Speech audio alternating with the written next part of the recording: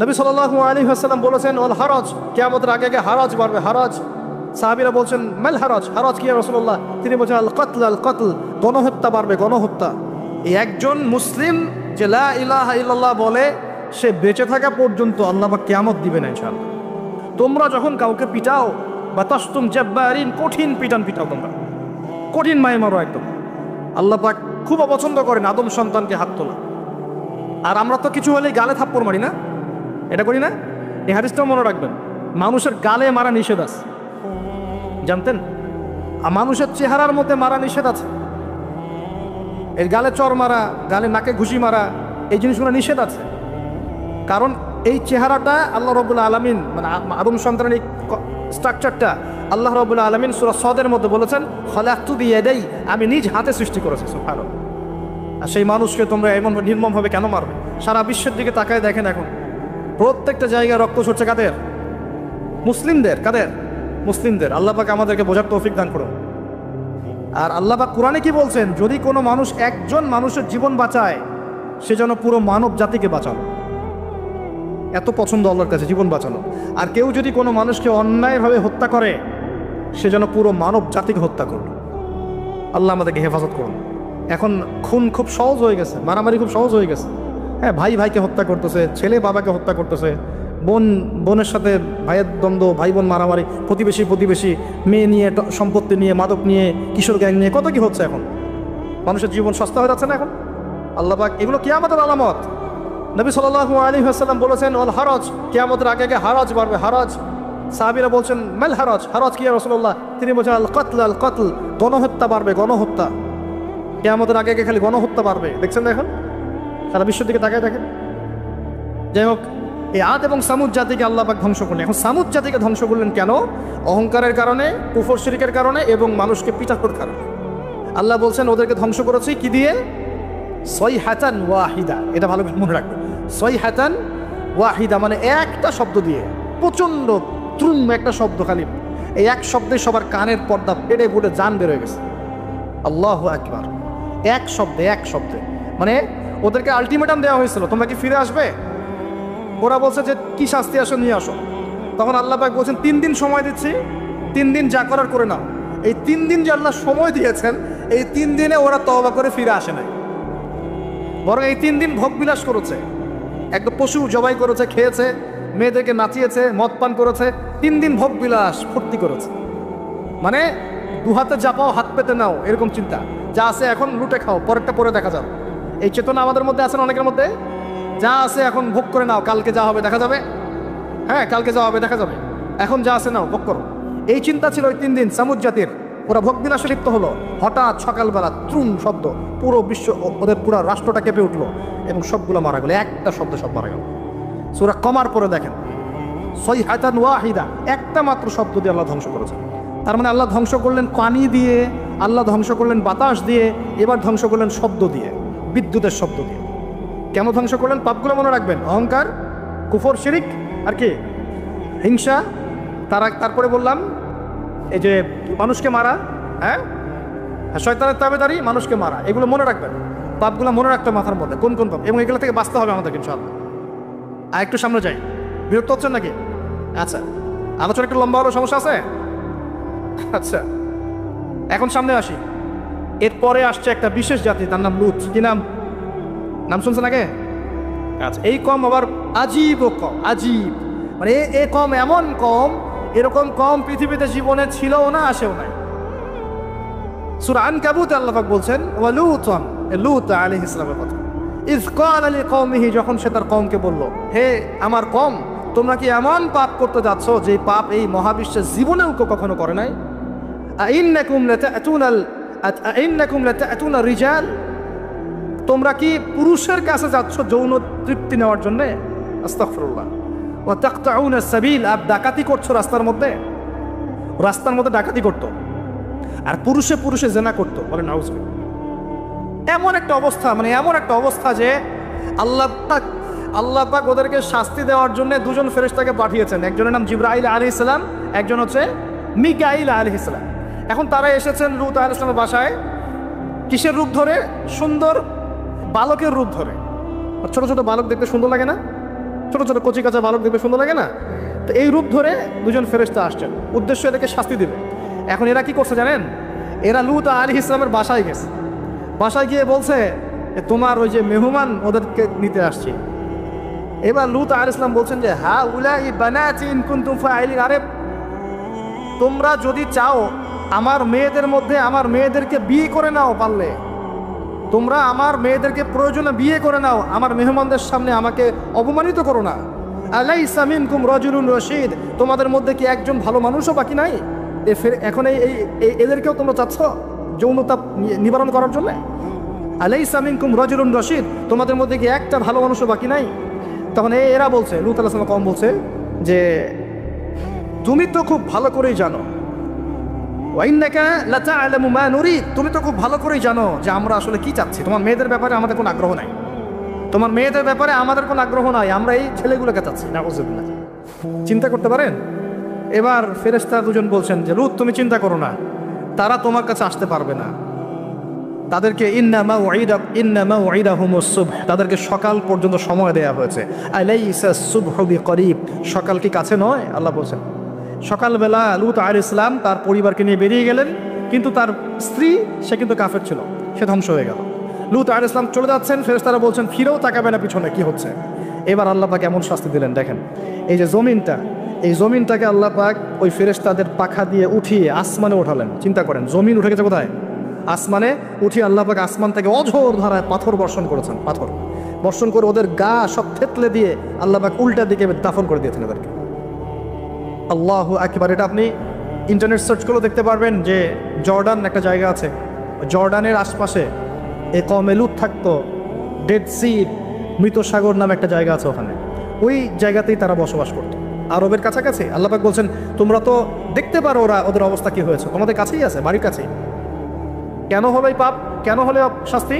কোন পাপের কারণে? শিরিক কুফর তো আছেই, তার উপরে স্পেশাল পাপ কি? সমকামিতা। স্পেশাল কি পাপ? এই সমকামিতা উম্মতে মুহাম্মাদের মধ্যে ছড়িয়ে পড়ছে কিনা? আল্লাহু আকবার। আপনাদের শহরগুলোতে আস্তে আস্তে সমকামিতা ছড়িয়ে পড়ছে ভিতরে ভিতরে, এবং আল্লাহর আযাব বেশি দূর বাকি নাই। আমার কাছে মনে হয় আল্লাহর আযাব আসতে বেশি বাকি নাই, আসার মতো যোগ্য আমরা আগেই হয়েছি। এখন যেটা টিকে আছে আল্লাহর রহমতে টিকে আছে। যদি আল্লাহ পাক কোনোদিন যাররা পরিমাণ শাস্তি প্রদান করতে চান, তাহলে আমাদের কারো রক্ষা থাকবে না, থাকবে। সমকামিতা ছড়িয়ে পড়ছে, সারা বিশ্ব জুড়ে ছড়িয়ে পড়ছে। অনলাইনে এগুলোকে উস্কে দেওয়া হচ্ছে, অফলাইনে এগুলো নিয়ে আন্দোলন হচ্ছে। তারা এখন অধিকার চাচ্ছে, তাদের রেইনবো ফ্ল্যাগ আছে, 7 রঙের ফ্ল্যাগ ওদের আইডেন্টিটি। তারপরে বিভিন্ন জায়গায় সমকামিতার পাঠও দেওয়া হচ্ছে। সুবহানাল্লাহ। হ্যাঁ, বইপত্রগুলো তো সমকামিতার পাঠও চলে আসতেছে। মানে এগুলোকে বাক স্বাধীনতা বলা হচ্ছে এখন। না, এটা বাক না, বলে ব্যক্তি স্বাধীনতা। কি বলে? ব্যক্তি স্বাধীনতা। আস্তাগফিরুল্লাহ। তো দেখুন, এটা এমন পাপ যে পাপ সম্পর্কে নবীজি সতর্ক করেছিলেন। তিনি বলেছিলেন যে আমার উম্মতের উপরে আমি যে কয়েকটা পাপের ব্যাপারে বেশি ভয় পাই, তার একটা হচ্ছে শিরকের পাপ। আমার উম্মত মূর্তি পূজা করবে, আমি ভয় পাই তাদের উপরে শিরকে খফি, গোপন শিরকের পাপ, যে মানুষ এজন্য নামাজ পড়বে, অন্য তাকে ভালো বলবে, এজন্য আমি ভয় পাই। আমার উম্মতের সমকামিতা, আমার উম্মতের সমকামিতা ছড়িয়ে পড়বে। পড়েছে কি পড়ে নাই? শাস্তি আসবে কি না এখন? তাহলে আরো সামনে যান। ফেরাউন এবং তার দলবলকে আল্লাহ পাক ডুবিয়ে মেরেছেন, মারেছেন না? কি পাপের কারণে? অহংকার। সে বলেছিল আনা রব্বুকুমুল আলা, আমি তোমাদের মহান রব। কে বলেছিল? আমি তোমাদের মহান রব। কে বলেছিল? ফেরাউন। আনা রব্বুকুমুল আলা। আল্লাহ পাক শুধু তাকে না, তার পুরো দলবলকে ধসিয়ে দিয়েছে। কোথায়? এই লোহিত সাগরে ডুবিয়ে মেরেছে। কওমে মাদিয়ান। কি নাম? এই মাদিয়ান কওমের সাথে আমাদের এখনকার এই সমকালীন প্রেক্ষাপটটা জড়িত আছে। কওমে মাদিয়ান নামে একটা কওম ছিল, যে কওম আদ জাতি সামুদ জাতির পরে এসেছে। মুসা আলাইহিস সালামের সমসাময়িক সময়ে তারা পৃথিবীতে ছিল। এবং এই মাদিয়ান কওম সম্পর্কে আল্লাহ পাক বলছেন সূরা আনকাবুতে এবং অন্যান্য সূরায় 4টা আয়াত বলছেন। কয়টা আয়াত? এই 4টা আয়াত আল্লাহ পাক বলছেন ফাকাযযাবুহু, এই কওম শুআয়ব আলাইহিস সালামকে অস্বীকার করলো। ফাখাযাতহুমুর রাজফাতু ফাসবাহু ফি দারিহিম জাথিমিন। আল্লাহ বললেন এই কওমে মাদিয়ান শুআয়ব আলাইহিস সালামকে অস্বীকার করলো এবং তাদেরকে পেয়ে বসলো একটা ভূমিকম্প। কি পেয়ে বসলো? পৃথিবীর ইতিহাসে সর্বপ্রথম যে কওমকে ভূমিকম্প দিয়ে ধ্বংস করা হয়েছে তার নাম কওমে মাদিয়ান। কি নাম? কওমে মাদিয়ান। প্রশ্ন হচ্ছে কেন ভূমিকম্পের শাস্তি আসলো? উত্তর, আল্লাহ পাক ওদের কয়েকটা পাপ বলছেন। এক নাম্বার আল্লাহ ওদেরকে বলছেন ওয়াজিনু বিল কিসতাসিল মুস্তাকিম, তোমরা ওজনে সঠিকভাবে মাপ দিবে। কমে মাদিয়ান মাপে কম দেওয়ার একটা পাপের কারণে ভূমিকম্পের শাস্তি এসেছে। কোরআন কথা বলছে। এই সমস্যা সমাজে আছে কি নাই? আচ্ছা, আরো বলছে ওয়ালা তাবখাসুন নাস আশিয়াহুম, তোমরা মানুষের সম্পদ অন্যায়ভাবে 2 নাম্বারি করে ভোগ করিও না। এই 2 নাম্বারি করে অন্যের সম্পদ ভোগ করার এই পাপটা সমাজে এখন আছে কি নাই?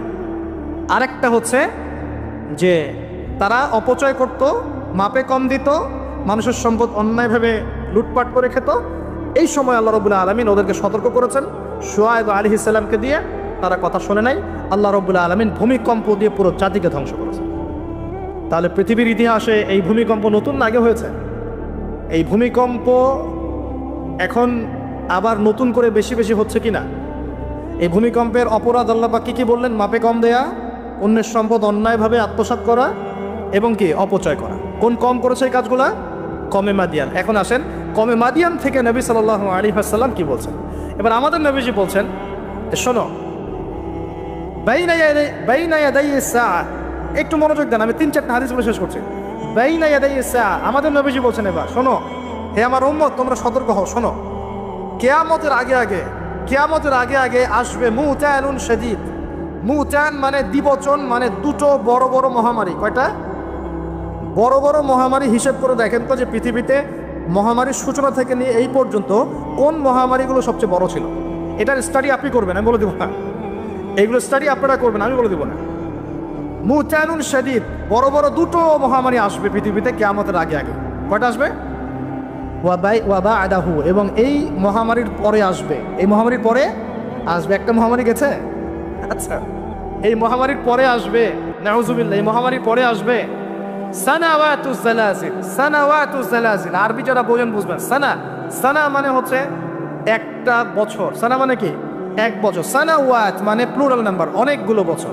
জালজালা মানে হচ্ছে আপনার ভূমিকম্প। জালাজিল মানে কি? ভূমিকম্প সমূহ, বহু বছর। মানে মহামারীর পরে আসবে সানাওয়াতুজ জালাজিল, ভূমিকম্পের বছরগুলো।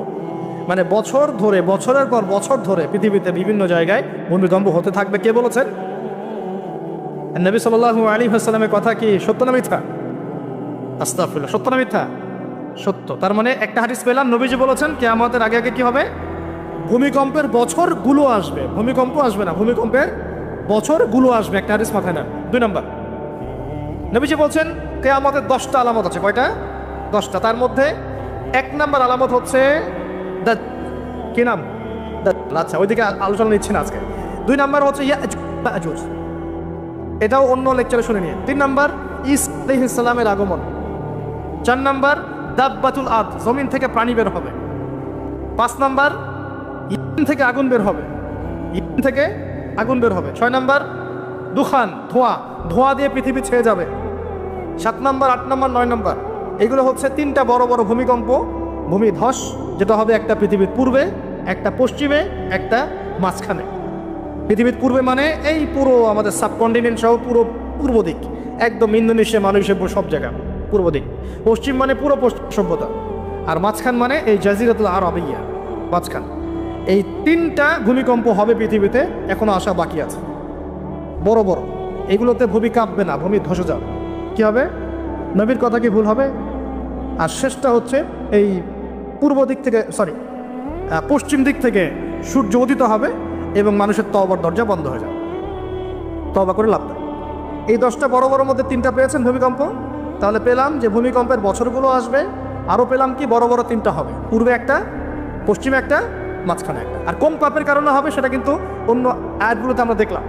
আচ্ছা, সামনে আসেন। আবার নবীজি বলছেন দাজ্জাল যখন মানুষের রূপে বের হবে তখন সে সব জায়গায় বিচরণ করতে পারবে, কিন্তু মক্কা মদিনায় ঢুকতে পারবে না। ঠিক আছে?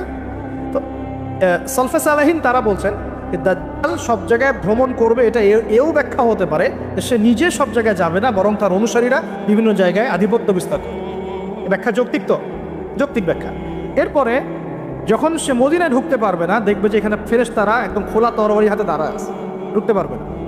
তখন সে মদিনার কাছাকাছি একটা জায়গায় বসতি গাড়বে। গেড়ে তার অনুসারীদেরকে আহ্বান করবে কিভাবে? সে আল্লাহ পাক তো তাকে কিছু ক্ষমতা দিবেন পরীক্ষা করার জন্য। সে 3 বার ভূমিতে আঘাত করবে, এতে করে ভূমি কেঁপে উঠবে এবং এই ভূমিকম্পে মদিনা থেকে যত মোনাফেক টাইপের যত মানুষ আছে সব দৌড় দিয়ে দাজ্জালের দলে যোগ দিবে। তার মানে ওই সময় ভূমিকম্প আসবে। আর কি, এবার নবী সাল্লাল্লাহু আলাইহি ওয়াসাল্লাম বুখারী এক হাদিসে বলছেন, আবু হুরায়রা রাদিয়াল্লাহু আনহু থেকে বলছেন, তিনি বলছেন যে লা তাকুমুস সাআ, কিয়ামত ততদিন পর্যন্ত হবে না। এই হাদিস দুটো একটু মনোযোগ দিয়ে শোনেন। কিয়ামত ততদিন পর্যন্ত হবে না যতদিন পর্যন্ত না ইউকবাদুল ইলম, জ্ঞানটাকে উঠিয়ে নেওয়া হয়। জ্ঞান কি হয়? উঠিয়ে নেওয়া হয়। নবী আরো বলছেন ইউকবাদুল ইলম ওয়া তাকসুরু জালাজিল, এবং বেশি বেশি ভূমিকম্প না হচ্ছে। 2 নম্বর কি? বেশি বেশি ভূমিকম্প না হচ্ছে। ওয়া ইয়াতাকারাবুজ জামান, এবং সময় কাছাকাছি চলে না আসছে। এই জায়গায় আমি একটু স্টাডি করতে গিয়ে একটা অদ্ভুত জিনিস দেখলাম, যে একটা রিসার্চ বলছে, সায়েন্সের রিসার্চ বলছে যে প্রতিটা ভূমিকম্পে পৃথিবীর গতির মধ্যে একটা পরিবর্তন হয়। প্রতিটা ভূমিকম্পে পৃথিবীর গতির মধ্যে একটু একটু পরিবর্তন হয় এবং সময় সংক্ষিপ্ত হয়ে আসে। সময় কি হয়? সংক্ষিপ্ত হয়ে আসে। পৃথিবীর ভিতরে আছে, নিচে আছে কিন্তু আগুন, কি আছে? আগুনের স্তর আছে। একদম নিচে একটা ইনার কোর মনে একটা জায়গা আছে, ইনার কোর বলে। এখন সাম্প্রতিক গবেষণা বলছে যে ইনার কোর আগে যেদিকে ঘুরতো এখন তার বিপরীত দিকে ঘোরা শুরু করেছে। আল্লাহু আকবার। তাহলে এগুলো মিলে যাচ্ছে না? ভূমিকম্পের সাথে পৃথিবীর ঘূর্ণন সম্পৃক্ত এবং জামান সময়টাও সম্পৃক্ত। তো নবী যেটাই বলছেন যে ওয়া তাকসুরু জালাজিল, বেশি বেশি ভূমিকম্প হবে, ওয়া ইয়াতাকারাবু জামান, এবং সময় কাছাকাছি চলে আসবে। অন্য হাদিসে আসছে বছর যাবে মাসের মতো, মাস যাবে সপ্তাহের মতো, সপ্তাহ যাবে দিনের মতো। তিনি আরও বলছেন ওয়ায়ুযহারুল ফিতান, এবং সমস্ত রকম ফিতনা ফাসাদ দেখা যাচ্ছে না, এবং ওয়াল হারাজ, এবং বেশি বেশি হত্যাকাণ্ড হবে। সাহাবীরা বলছেন যে ওয়াল হারাজ ইয়া রাসূলুল্লাহ, হারাজটা কি ইয়া রাসূলুল্লাহ? তিনি বলছেন আল কতল, হত্যা, গণহত্যা, এগুলো হচ্ছে হারাজ। এবং তোমাদের ধন সম্পদ বাড়তে থাকবে, ফায়াফিদু, ধন সম্পদ উপচে পড়বে। এখানেও পেলাম যে ভূমিকম্প কিয়ামতের অন্যতম কি আলামত। আরেকটা হাদিসে নবীজি বলছেন, আর 2টো হাদিস বাকি আছে আজকের মতো। নবীজি বলছেন, এই হাদিসটা আসছে ইবনে মাজাহ, এটার হাদিস নাম্বার 4020 নম্বর হাদিস। নবীজি বলছেন যে লা ইয়াশরাবান্না নাস মিন উম্মতি আল খামর, আমার উম্মতের, ভালো করে শোনেন যুবকরা, ভালো করে শোনো, আমার উম্মতের মানুষ, এক শ্রেণীর মানুষ মাদক দ্রব্য পান করবে। কি পান করবে? নবীজি বলছেন আমার উম্মতের একটা অংশের মানুষ মাদক দ্রব্য পান করবে, ওয়ায়ুসাম্মুনাহা বিগাইরি ইসমিহা, কিন্তু মাদক দ্রব্যের নাম পরিবর্তন করে অন্য নাম দেয়া শুরু করবে। বুঝতে পারলাম? এখন কে বলে মাদক? আমরা বলি এখন হুইস্কি, রাম, আর কি ভাই, ইয়াবা, হ্যাঁ, কত নাম বের হয়েছে। নবীজি বলছেন ওই মানুষগুলো যারা মাদক দ্রব্য পান করে নাম ভিন্ন দিবে, তাদের কানের পাশে বাদ্যযন্ত্র বাজবে। এখন কানের পাশে বাদ্যযন্ত্র বাজে কিভাবে? তোমার ব্লুটুথ আর ইয়ারফোন দিয়ে। বুঝতে পারো না মনে? এইভাবে শব্দ আসলো কিভাবে হাদিসের মধ্যে? নবীজি এভাবে শব্দ প্রয়োগ করলেন কেন? ওয়ায়ুযফু আলা রুউসিহিম বিল মাআজিফ, তাদের মাথার পাশে, কানের পাশে বাদ্যযন্ত্র কেমন করে বাজবে? তোমার কানের ভিতরে ঢুকানো আছে বাদ্যযন্ত্র, আছে না? এই যে এটা এই জামানার সাথে সম্পৃক্ত। ওয়াল মুগান্নিয়াত মানে হচ্ছে ওই যে গায়িকা, নর্তকী, এবং তারা গায়িকা নর্তকীদেরকে নিয়ে সময় কাটাবে। আল্লাহ পাক তাদেরকে শাস্তি দিবেন কিভাবে? ইয়াখসিফুল্লাহু বিহিমুল আরদা, নাউযুবিল্লাহ। আল্লাহ পাক ওই মানুষগুলোকে সহ জমিনটাকে ধসিয়ে দিবে একেবারে। কি পাপের কারণে? মাদক দ্রব্য খাওয়া এবং তার নাম ভিন্ন করে হালাল করে খাওয়া। আস্তাগফিরুল্লাহ। 2 নম্বর হচ্ছে বাদ্যযন্ত্র, কি কানের পাশে বাদ্যযন্ত্র প্লে করা, আর মুগান্নিয়াত মানে হচ্ছে নর্তকী, গায়িকাদেরকে নাচানো। আল্লাহ পাক একটা শাস্তি দিবেন, ওদেরকে সহ ভূমি ধসিয়ে দিবেন। আরেকটা শাস্তি আছে, ওয়ায়াজআলুল্লাহু মিনহুমুল কিরাদাতা ওয়াল খানাজির, আল্লাহ রাব্বুল আলামিন ওই মানুষগুলোকে বানর আর শুয়োর বানিয়ে দিবে। নাউযুবিল্লাহ। এগুলো কি মিথ্যা না সত্য? সাদাকাল্লাহুল আযীম ওয়া সাদাকা রাসূলুহুল কারীম। আল্লাহ পাক সত্য বলেছেন, তার রাসূল সত্য বলেছেন। সর্বশেষ হাদিস, আজকের মাহফিলের সর্বশেষ হাদিস, এবং এই হাদিস থেকে আমরা বুঝতে পারবো কি কি পাপ আমাদের করা যাবে না আর কি কি পাপ করলেই শাস্তিটা আসবে। হাদিসটা হচ্ছে আন আবি হুরায়রা রাদিয়াল্লাহু আনহু قال قال رسول الله صلى الله عليه وسلم اذا اتخذ الفيء دولا। ভালো করে শোনেন, নবী সাল্লাল্লাহু আলাইহি ওয়াসাল্লাম বলেছেন, যখন গনিমতের মাল বা রাষ্ট্রীয় সম্পদগুলোকে ব্যক্তিগত মাল মনে করা হবে। এক নম্বর কি? যখন গনিমতের মাল বা রাষ্ট্রীয় যুদ্ধলব্ধ সম্পদগুলোকে নিজের মনে করা হবে, ওয়াল আমানাতু মাগনামান, এবং আমানত রাখা হলে সেটাকে কি মনে করা হবে? গনিমত। আমানত রাখা হলে গনিমত মনে করে খেয়ে ফেলবে আর কি, মানে লুট করে খাবে। ওয়াজ যাকাতু মাগরামান, এবং জাকাত, এই জাকাতের বিধানটাকে খুব বোঝা মনে করা হবে। জাকাত খুব বার্ডেন, খুব বোঝা। 3 নম্বর 4, ওয়াতুল্লিমা লিগাইরিদ দ্বীন, দ্বীনের জ্ঞান বিবর্জিত শিক্ষা চালু করা হবে। সুবহানাল্লাহ, মিলতেছে কি না? দ্বীনি জ্ঞান বিবর্জিত, ধর্ম বিবর্জিত শিক্ষার প্রচলন হবে। ও আত আর রাজুলু মুরআতাহ, এবং এই যে পরিবারের কর্তা যারা আছে এরা সব মহিলার আঁচল ধরে বসে থাকবে। বুঝতে পারতেছেন না? পরিবারের কর্তারা স্ত্রীদের আঁচল ধরে ঘুরবে। আর কি করবে? ওয়াক্কা উম্মাহ, এবং তার মায়ের অবাধ্য হবে, মানে মায়ের চাইতে বউকে বেশি প্রাধান্য দিবে, বউয়ের আঁচল ধরে ঘুরবে। আর নবীজি বলছেন ওয়াল আদনা সাদিকা, বন্ধু বান্ধবকে খুব কাছে টেনে নিবে, বন্ধু বান্ধবকে কাছে টেনে নিয়ে ওয়াকসা আবাহ, তার বাবাকে দূরে ঠেলে দিবে। মিলতেছে কিনা? বুঝতেছে না কথা? আবার বলতেছি, যখন গনিমতের মালকে ব্যক্তিগত মাল মনে করা হবে, আমানত রাখা হলে লুট করে খেয়ে ফেলা হবে। যখন জাকাতটাকে বার্ডেন মনে করতেছে, বোঝা মনে করতেছে, যখন ধর্ম বিবর্জিত শিক্ষা চালু হচ্ছে, যখন একজন ব্যক্তি তার মাকে কষ্ট দিয়ে মায়ের চাইতে বেশি স্ত্রীকে প্রাধান্য দিচ্ছে, তার আঁচল ধরে ঝুলছে। আর যখন এই ছেলেপেলেগুলো বন্ধুকে কাছে টেনে নিচ্ছে, বাবাকে দূরে ঠেলে দিচ্ছে। আর কি হচ্ছে? ওয়াযাহারাতিল আসওয়াতু ফিল মাসাজিদ, সুবহানাল্লাহ, যখন মসজিদের মধ্যে শোরগোল হট্টগোল বেড়ে যাচ্ছে। কি হচ্ছে না? যখন মসজিদের মধ্যে শোরগোল হট্টগোল বেড়ে যাবে, এবার রাগ করেন না, এটা হাদিসে আছে, আমি বলছি, অনুবাদ করছি। ওয়াসাদা কবিলাতা ফাসিকুহুম, এবং কোন কোন কবিলা মানে গোত্র বা সমাজের নেতৃত্ব দিবে ওদের মধ্যে সবচেয়ে ফাসিক ব্যক্তি, সবচেয়ে পাপাচারী ব্যক্তি। এটা নবীজি বলছেন। আরও তিনি বলছেন ওয়াকানা যাঈমুল কওমি আরযালাহুম, এবং সমাজের সবচেয়ে নিম্ন শ্রেণীর মানুষকে সমাজে কর্ণধার করা হবে। তিনি আরও বলছেন ওয়াকরিমার রাজুলু মাখাফাতা শাররি, কোনো মানুষকে সম্মান করা হবে তার ভয়ে। কিসে? ভয়ের চোটে সম্মান করা হবে। সম্মান মন থেকে আসবে না, ভয়ের চোটে সম্মান করা হবে। আরও বলছেন ওয়াজহরাতিল কয়নাত ওয়াল মাআজিফ, একটু আগে বললাম ওয়াজহরাতিল কয়নাত মানে বেশি বেশি নর্তকী আর বাদ্যযন্ত্র দেখা যাবে, এবং ওয়াসুরিবাতিল খুমর, এবং যখন মাদকদ্রব্য সমূহ পান করা হবে। এই কাজগুলো যখন হবে তখন তোমরা শুনে রাখো, আরেকটা আছে ওয়ালা'না আসরি হাযিহি উম্মতি উলাহা, উম্মতের শেষের দিকের মানুষরা পূর্ববর্তী থেকে গালি দেওয়া শুরু করবে। এই শেষ জামানার মানুষগুলো সোনালী যুগের মানুষদেরকে গালি দেওয়া শুরু করবে। এটা করতেছে না মানুষ এখন? আচ্ছা, এই কাজগুলো যখন হবে তখন শোন, ফালইয়ারতাকিবু, তখন ধেয়ে আসবে। কি ধেয়ে আসবে? ইনদা যালিকা চারটা আযাব, 4-5টা আযাব। 1 রিহান হামরা, এটা এখন আসে নাই।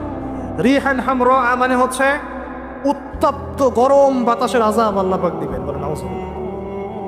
কয়দিন আগে দেখলাম নাসা গবেষণা করছে, পৃথিবীর সূর্য থেকে এমন কিছু রশ্মি আসবে, ওখানে বিস্ফোরণ হচ্ছে, এমন কিছু আসবে যেটা পৃথিবীর উপর একটা বড় ইফেক্ট ফেলবে।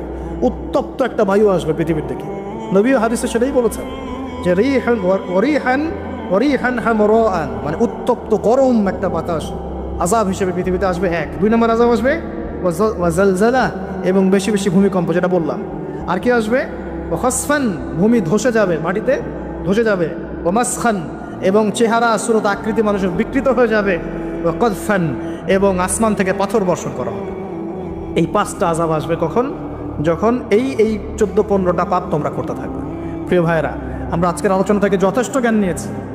সর্বশেষ যে কথাগুলো বলে শেষ করবো সেটা হলো 1, আল্লাহ পাকের পক্ষ থেকে কাফের মুশরিক মুনাফিকদের উপরে এগুলো অবশ্যই আযাব হিসেবেই আসবে, আসবে না? আর মুমিন মুসলিমদের উপর যদি এগুলো চলে আসে, বুঝতে হবে আল্লাহ আমাদের ভালো চাচ্ছেন, আমরা তওবা করে যেন ফিরে আসি, আল্লাহ এটাই চাচ্ছেন। অথবা এর মধ্য দিয়ে আমাদের গুনাহগুলো আল্লাহ মাফ করবে। কাক কিন্তু ইতিহাসের প্রথম খুনাখুনির সাক্ষী কাক। বুঝতে পারছেন না মনে হয়? মানব সৃষ্টির ইতিহাসের প্রথম যে খুনাখুনি, ভাইয়ে ভাইয়ে যে মারামারি, এই খুনাখুনির প্রথম সাক্ষীকে কাক। চিন্তা করা। আল্লাহ আমাদেরকে প্রকৃতি থেকে শেখার তৌফিক দান করুন। কাক নিজের ভাইয়ের গোশত খায় না? খায়। এখন মুসলমানের গোশত খায়। এক মুসলমান বিপদে পড়লে অন্যটা বৃষ্টি বিতরণ করা শুরু করে, কিভাবে তার মানহানি করবে, কিভাবে তাকে অপমান করবে, কিভাবে তার বিরুদ্ধে ষড়যন্ত্র করবে, কিভাবে তাকে ফাঁসাই দিবে, এই চিন্তাই অলওয়েজ মাথায় ঘোরাফেরা করতেছে। হাবিল কাবিলের কারণে প্রথম এই যে হাবিল কাবিলের ঘটনার প্রেক্ষিতে আল্লাহ পাক কি করেছেন শোনেন। আল্লাহ রাব্বুল আলামিন তার নবীর মাধ্যমে আমাদেরকে জানিয়েছেন, হাদিসটা শোনেন, খুবই মারাত্মক হাদিস। নবীজি বলেছেন, এই পৃথিবীতে প্রথম হত্যাকাণ্ড সংঘটিত করেছে কাবিল। কে? সে একজন নবীর সন্তান না, নবীর ছেলে হয়েও। নবীজি বলছেন সাল্লাল্লাহু আলাইহি ওয়াসাল্লাম, এই পৃথিবীতে যত মানুষ খুন হবে, খুন হয় না মানুষ, যত মানুষ খুন হবে, এই সমস্ত খুনের পাপের একটা অংশ কাবিলের আমল নামে যোগ করা হবে। বলে নাউজুবিল্লাহ। এটাকে বলে গুনাহে জারিয়া। কি বলে? প্রিয় ভাই, আমি তো রিকোয়েস্ট করতেছি আপনাকে, আমি তো আপনাকে শাসন করতে আসি নাই, আমি এসেছি আপনাকে আল্লাহ চেনাতে, আমি এসেছি আপনাকে রাসূল চেনাতে, কোরআন চেনাতে। আপনি মদের দোকান দিয়েছেন, যত মানুষ মদ খাচ্ছে সমস্ত গুনাহ আপনার আমল নামে যাচ্ছে। এটা হারাম সিনেমা হল করেছেন, যত মানুষ এখানে সিনেমা দেখছে সমস্ত পাপ আপনার হচ্ছে। একটা তামাকের কারখানা দিয়েছেন, সবাই হারাম খাচ্ছে, আপনার গুনাহ হচ্ছে। সুদ ছড়িয়ে দিয়েছেন, নিজে খাচ্ছেন, এখন সবাইকে খাওয়াচ্ছেন, গুনাহ হচ্ছে আপনার। সবার গুনাহ আপনার ঘাড়ে এসে যুক্ত হচ্ছে। ঠিক যেভাবে একটা মাদ্রাসা করেছেন, একটা মসজিদ করেছেন, একটা নলকূপ স্থাপন করেছেন, এই রাষ্ট্রীয় দায়িত্বে আছেন, রাস্তাঘাট করে দিয়েছেন, এর বদৌলতে যে মানুষ উপকৃত হচ্ছে, আপনি কবরে গেলেও নেকি পাবেন ইনশাআল্লাহ। কি পাবেন? নেকি পাবেন। একটা ব্রিজ নির্মাণ করে দিয়েছেন, যত মানুষ এটাতে পারাপার হবে, উপকৃত হবে, আপনি নেকি পাবেন ইনশাআল্লাহ। ঠিক একইভাবে আপনি আমি যদি এরকম গুনাহে জারিয়ার কোনো মাধ্যম চালু করে যাই, কবরে চলে গেলেও ওই গুনাহ কি হবে? অটোমেটিক আসতে থাকে। আল্লাহ আমাদেরকে বোঝার তৌফিক দান।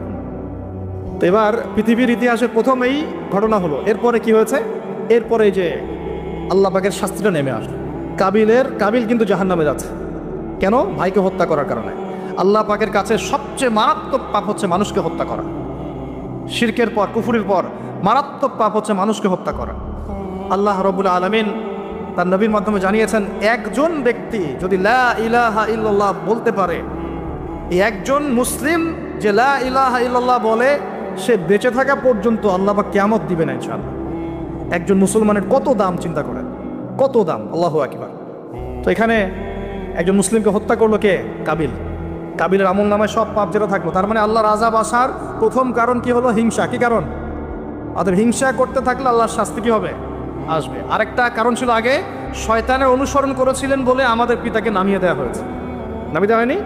শয়তান ওয়াসওয়াসা দিয়েছে, গাছের কাছে চলে গিয়েছেন, ফল খেয়ে ফেলেছেন, এই পরীক্ষায় আমরা এখন পড়ে গেছি।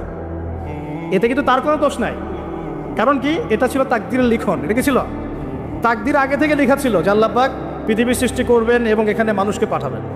এটা আল্লাহ পাকের আগেই পরিকল্পনা ছিল। এটা ছিল একটা পরীক্ষা, এই দুনিয়ার জীবনটা পরীক্ষা। এরপর আরো সামনে যান, এবার আসেন নূহ আলাইহিস সালাম। নাম মনে আছে? 950 বছর তার কওমকে দাওয়াত দিয়েছেন। কত বছর ভাই? একটু চিন্তা করেন তো, চোখ বন্ধ করে। 950 বছর কতদিন হতে পারে? 950 বছর মানে প্রায় 1000 বছর।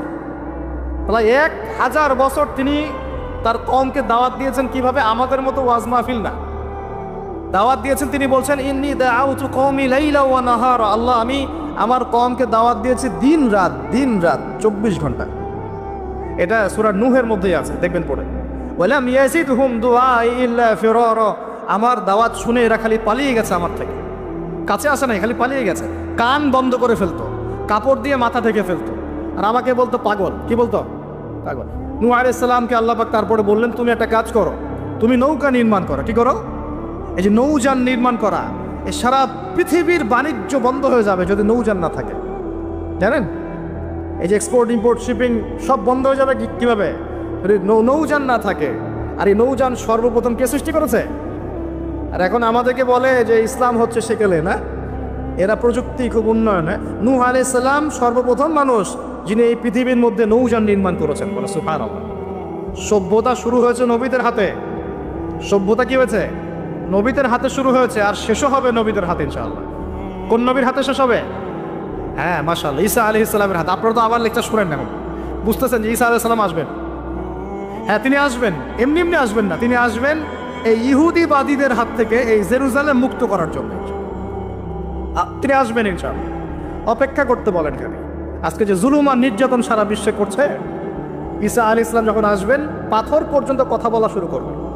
পাথর কথা বলবে, গাছ কথা বলবে, ইয়া মুসলিম ইন্না ওয়ারা আলিয়াহু তাআল ফাকতুলহু, আসো আমার পিছনে একটা লুকিয়ে আছে, আসো হত্যা করে যাও। ঈসা আলাইহিস সালামের হাতে দাজ্জাল মারা যাবে এই যে বাবেলুদ নামক জায়গায়। এই বাবেলুদ জায়গাটা এখন প্যালেস্টাইনের মধ্যে পড়েছে, ওইখানে দাজ্জালকে মারা হবে। ঈসা আলাইহিস সালামের নিঃশ্বাস তার গায়ে গিয়ে লাগবে, ও মারা যাবে। ঈসা আলাইহিস সালামের দোয়া ইয়াজুজ আর মাজুজের ধ্বংস হবে। ঈসা আলাইহিস সালাম জেরুজালেম থেকে পুরো বিশ্বে আবার ইসলামিক খেলাফা কায়েম করবেন ইনশাআল্লাহ। এটা না হওয়া পর্যন্ত কিয়ামত হবে না ইনশাআল্লাহ তাআলা। অতএব হতাশার কিছু নেই। তো যেটা বলছিলাম, সভ্যতা শুরু হয়েছে নবী দ্বারা, শেষ হবে কার হাতে? নবীর হাতে। এখন নূহ আলাইহিস সালাম 950 বছর দাওয়াত দিয়ে কি ফলাফল হলো? 40টা বা 80টা পরিবার ইসলাম কবুল করেছে। কতটা? এখানেই তো আপনারা মাশাআল্লাহ হাজার মানুষ বসে আছেন, কথা শুনছেন, সৌভাগ্যের বিষয়। সারা জীবন দাওয়াত দিয়ে 40 বা 80টা ফ্যামিলি। আল্লাহ পাক বললেন নৌযান নির্মাণ করো, আমার আযাব আসতেছে। কি আসতেছে? আযাব আসতেছে। কেন আযাব? কারণ এই মানুষগুলো, নূহ আলাইহিস সালামের কওমের লোকগুলো একটা মহাপাপ করেছিল। তারা ওয়াদ্দা, ইয়াগুস, ইয়াউক, নাসর এরকম কিছু মূর্তি বানিয়ে নিয়েছিল এবং এই স্ট্যাচুগুলো তারা ওয়ার্শিপ করতো, উপাসনা করতো। এমনি এমনি উপাসনা করতো না, আপনাকে বুঝাচ্ছি। প্রথম যে প্রজন্মটা ছিল ওদের, ওই প্রজন্মকে শয়তান ওয়াসওয়াসা দিয়েছে কি, যে এই ওয়াদ্দা, ইয়াগুস, ইয়াউক, নাসর এই যে নামগুলো সূরা নূহে আছে, এই ব্যক্তিরা ছিল খুব পুণ্যবান সৎ ব্যক্তি, তারা খুব ভালো আল্লাহওয়ালা ছিল, আল্লাহর ওলি ছিল। শয়তান ওয়াসওয়াসা দিয়েছে যে তোমরা এই তাদের মূর্তি নির্মাণ করে মসজিদের বাইরে রেখে দিবে। মসজিদের কোথায়? বাইরে। যাওয়া আসার সময় ওদেরকে দেখলে একটা মানে উৎসাহ আসবে যে আমরাও তাদের মতো হই। শয়তান এইভাবে নেক্সট স্রোতে ধোঁকা দিয়েছে। ওই জেনারেশন এই কাজটাই করেছে। এরপর আরও 100-200 বছর চলে গেছে, শয়তান এবার পরের জেনারেশনকে ওয়াসওয়াসা দিয়েছে, আরে তারা তো অনেক বড় বড় মানুষ ছিলেন, এখন মসজিদের বাইরে না, ওদেরকে ভিতরে ঢুকাও। এবার তারা ওই মূর্তিগুলো সব ভিতরে ঢুকানো শুরু করেছে। এটা হিস্ট্রি পড়ে দেখেন, তাফসির আছে, জালালাইন পড়ে দেখেন, ইবনে কাসির পড়ে দেখেন। তো এবার তারা ঢুকালো ভিতরে, সেজদা করছে না কিন্তু মূর্তিতে, তারা খালি রেখে দিয়েছে ভিতরে, তাদেরকে দেখবো, দেখে আমার ইবাদতের মনোযোগ আসবে। উদ্দেশ্য কিন্তু ভালো, উদ্দেশ্য কি ভালো। এবার এই প্রজন্ম যখন চলে গেল, পরের প্রজন্মকে শয়তান বলছে আরে তারা আল্লাহর ওলি ছিল, তাদের কাছে চাইলেই পাওয়া যাবে। এবার সরাসরি সেজদা শুরু হলো মূর্তিতে। এইভাবে গ্র্যাজুয়ালি আস্তে আস্তে আস্তে আস্তে শয়তান প্রথম মূর্তি বোঝা চালু করেছে বিশ্বের মধ্যে। বুঝলেন কিভাবে? নেক্সট স্রোতেই ধোকা দিয়েছে শয়তান। আমরাও এখন মুসলমানরাও সুবহানাল্লাহ, আমরাও এখন এগুলোর পিছনে পড়ে যাচ্ছি, পড়ছি না? সবার ঘরে ঘরে ছবি, মূর্তি এখন, সুবহানাল্লাহ। আর এই যে আমাদের সেলফি সংস্কৃতি, এটাও তো একটা মূর্তির অংশ হয়ে যাচ্ছে। প্রয়োজনীয় ছবি তোলা যায়, অপ্রয়োজনীয় ছবি তোলা কি দরকার আছে? মুসলিমরা কি করবে? আসসালামু আলাইকুম রহমতুল্লাহ, ওয়ালাইকুম আসসালাম রহমতুল্লাহ, মুসাফা করবে। মুসাফা থেকে ফারেক হওয়ার আগেই গুনাহ সব ঝরে পড়ে গেছে। এইটা সুন্নত। ভাই তাকান, দুই তাকান, ভাই হুজুর তাকান, কি দরকার আছে এগুলা? প্রয়োজন নাই। আর এগুলো আমাদের পরকালে বাঁচাবে না। পরকালে বাঁচাবে যে নবীর যত সুন্নত অনুসরণ করবে, সে নবীর তত কাছে থাকবে। তো দেখেন, নূহ আলাইহিস সালামের সবচেয়ে বড় পাপ কি ছিল? ওই কওমের, নূহ আলাইহিস সালামের কওমের সবচেয়ে বড় পাপ কি ছিল? শিরকের পাপ। কিসের পাপ? শিরক আর কুফর। এর ফলে আল্লাহ পাক কি করলেন দেখেন। এরপর আল্লাহ পাক বলছেন তুমি সবগুলোকে একজোড়া করে উঠাও নৌকায়। এখন যত এই যে প্রজাতির গাছপালা দেখছেন, পশু পাখি দেখছেন, সব একজোড়া করে তিনি উঠালেন। কোথায়? তাহলে চিন্তা করেন নৌকাটা কত বড় ছিল, বিশাল। আল্লাহু আকবার। সব একজোড়া করে উঠালেন। এরপর আল্লাহ রাব্বুল আলামিন বলছেন যে ওয়াফারাত নূর, একদম মাটি ফেটে থলথল করে পানি বের হওয়া শুরু হলো। আসমান থেকে প্রবল বৃষ্টি বর্ষণ শুরু হলো। আল্লাহ সূরা হুদের মধ্যে বলছেন যে বৃষ্টির ফলে স্রোতগুলো এত উঁচু ছিল যে পাহাড়ের উপর দিয়ে উঠে যাচ্ছিল স্রোতগুলো। পাহাড়ের উপর দিয়ে পানির স্রোত যাচ্ছে। আর এই সময় নূহ আলাইহিস সালামের এক ছেলে, তার 4 ছেলে ছিল। কয় ছেলে? এক ছেলের নাম হচ্ছে হাম। হামের বংশধর হচ্ছে এই যে আফ্রিকান মানুষরা, কালো চামড়ার মানুষরা হামের বংশধর। এক ছেলের নাম শাম। শামের বংশধর হচ্ছে আরবরা, এই যে আরব পেনিনসুলা যারা থাকে, এরা শামের বংশধর। এক ছেলের নাম ইয়াফাস। ইয়াফাস হচ্ছে ইউরোপিয়ান যারা, পশ্চিমারা, এরা ইয়াফাসের বংশধর, রোমানরা। আরেক ছেলের নাম হচ্ছে কেনান। কি নাম? এই কেনান ওই পাহাড়ে উঠে বলছে যে পাহাড় আমাকে বাঁচাবে। কে বাঁচাবে? পাহাড়। আমার দরকার নেই ওঠার, তুমি যাও গা, পাহাড় আমাকে বাঁচাবে। নূহ আলাইহিস সালাম বলছেন যে আল্লাহ আমার ছেলে, আমার আহাল, বাঁচাও তাকে। আল্লাহ পাক বলছেন এরপর বিশাল এক ঢেউ আসলো, বাবা আর ছেলের মাঝখানে আড়াল করে ফেললো, শেষ নাই, সন্তানের সাথে আর দেখা নাই। নূহ আলাইহিস সালাম কান্নাকাটি করে বলছেন, আল্লাহ ইন্নাহু মিন আহলি, আমার ছেলে আমার পরিবারের একজন, আল্লাহকে মাফ করে দাও। আল্লাহ পাক ধমক দিয়ে বলছেন, লাইসা মিন আহলিক, সে তোমার পরিবারের কেউ না, সে তোমার পরিবারের, আল্লাহর কাছে এইসব বংশ, রক্ত, রং, এসবের কোনো দাম নাই। কিসের দাম আছে? তাকওয়া, ঈমানের দাম আছে। নবীর সন্তান হয়েও যদি ঈমানদার না হয়, আল্লাহ পাক জাহান্নামে দিয়ে দিবেন, কোনো কিছু যায় আসে না আল্লাহ পাক। আলেমের সন্তান হয়েছেন, এত গর্ব কিসের? নিজের আমল আকীদা ঈমান আগে ঠিক করতে হবে।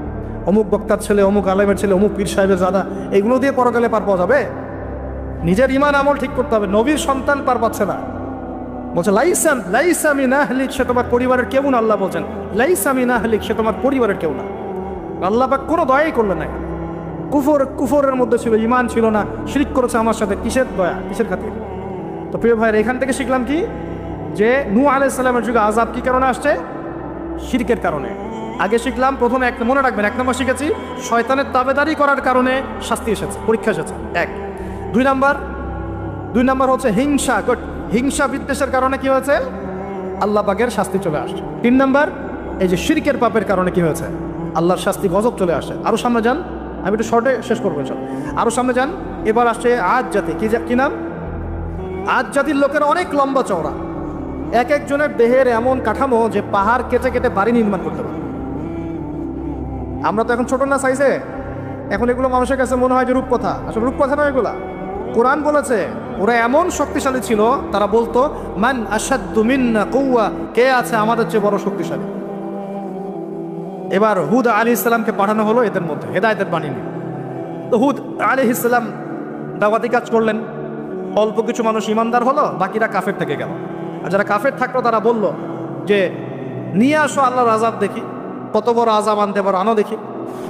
আল্লাহ রাব্বুল আলামিন তাদের ব্যাপারে বলেছেন যে ওয়ান্না আদুন, এবং আদ জাতির ক্ষেত্রে ফাহলাকনা বিরিহিন সরসরিন আতিয়া, প্রচণ্ড ঘূর্ণিঝড় বাতাস দিয়ে ওদেরকে আমি উপরে ফেলে দিলাম। সুবহানাল্লাহ। মাত্র 6 দিন 7 রাত বাতাস প্রবাহিত হয়েছে, ঘূর্ণিঝড় বাতাস, এই ঝড় দিয়ে আল্লাহ পাক আদ জাতিকে উপরে ফেলে দিয়েছে। আল্লাহ বলছেন ওরা বাড়ির সামনে এমন করে পড়েছিল যেন মনে হচ্ছে যে ওই যে গাছের ডাল পড়ে থাকলে যেমন হয় না, খেজুর গাছের ডাল, ওই রকম করে পড়েছিল। বিশাল শক্তিধারী। কি অপরাধ ছিল ওদের? মান আশাদ্দু মিন্না কুওয়া, আমাদের চেয়ে শক্তিশালী আর কে আছে? এই যে অহংকার, এটা কি অহংকার, বিগাইরি হক, অন্যায়ভাবে অহংকার প্রদর্শন করা। আর শিরক কুফর তো ছিলই, ওটা তো ছিলই, পাশাপাশি এক্সট্রা অপরাধ ছিল অহংকার করা। আরেকটা কাজ করতো ওরা অহেতুক বিভিন্ন কনস্ট্রাকশন নির্মাণ করতো, অহেতুক পাহাড় কেটে ওইটা, এটা কেটে ওইটা, মানে বিভিন্ন সৌধ ভাস্কর্যরা নির্মাণ করা শুরু করতো, অহেতুক কোনো কাজ না, অপচয়। এই অপচয় ছিল ওদের একটা পাপ। এই পাপের কারণে আল্লাহ পাক আদ জাতিকে একটা সমূলে উৎপাদন করে ফেলেছে, শেষ। এরপরে আসলো সামুদ জাতি, ওই জাতিকে আল্লাহ পাক পাঠালেন ওখানে সালেহ আলাইহিস সালাম। সালেহ আলাইহিস সালাম সেখানে গিয়ে দাওয়াত দিলেন।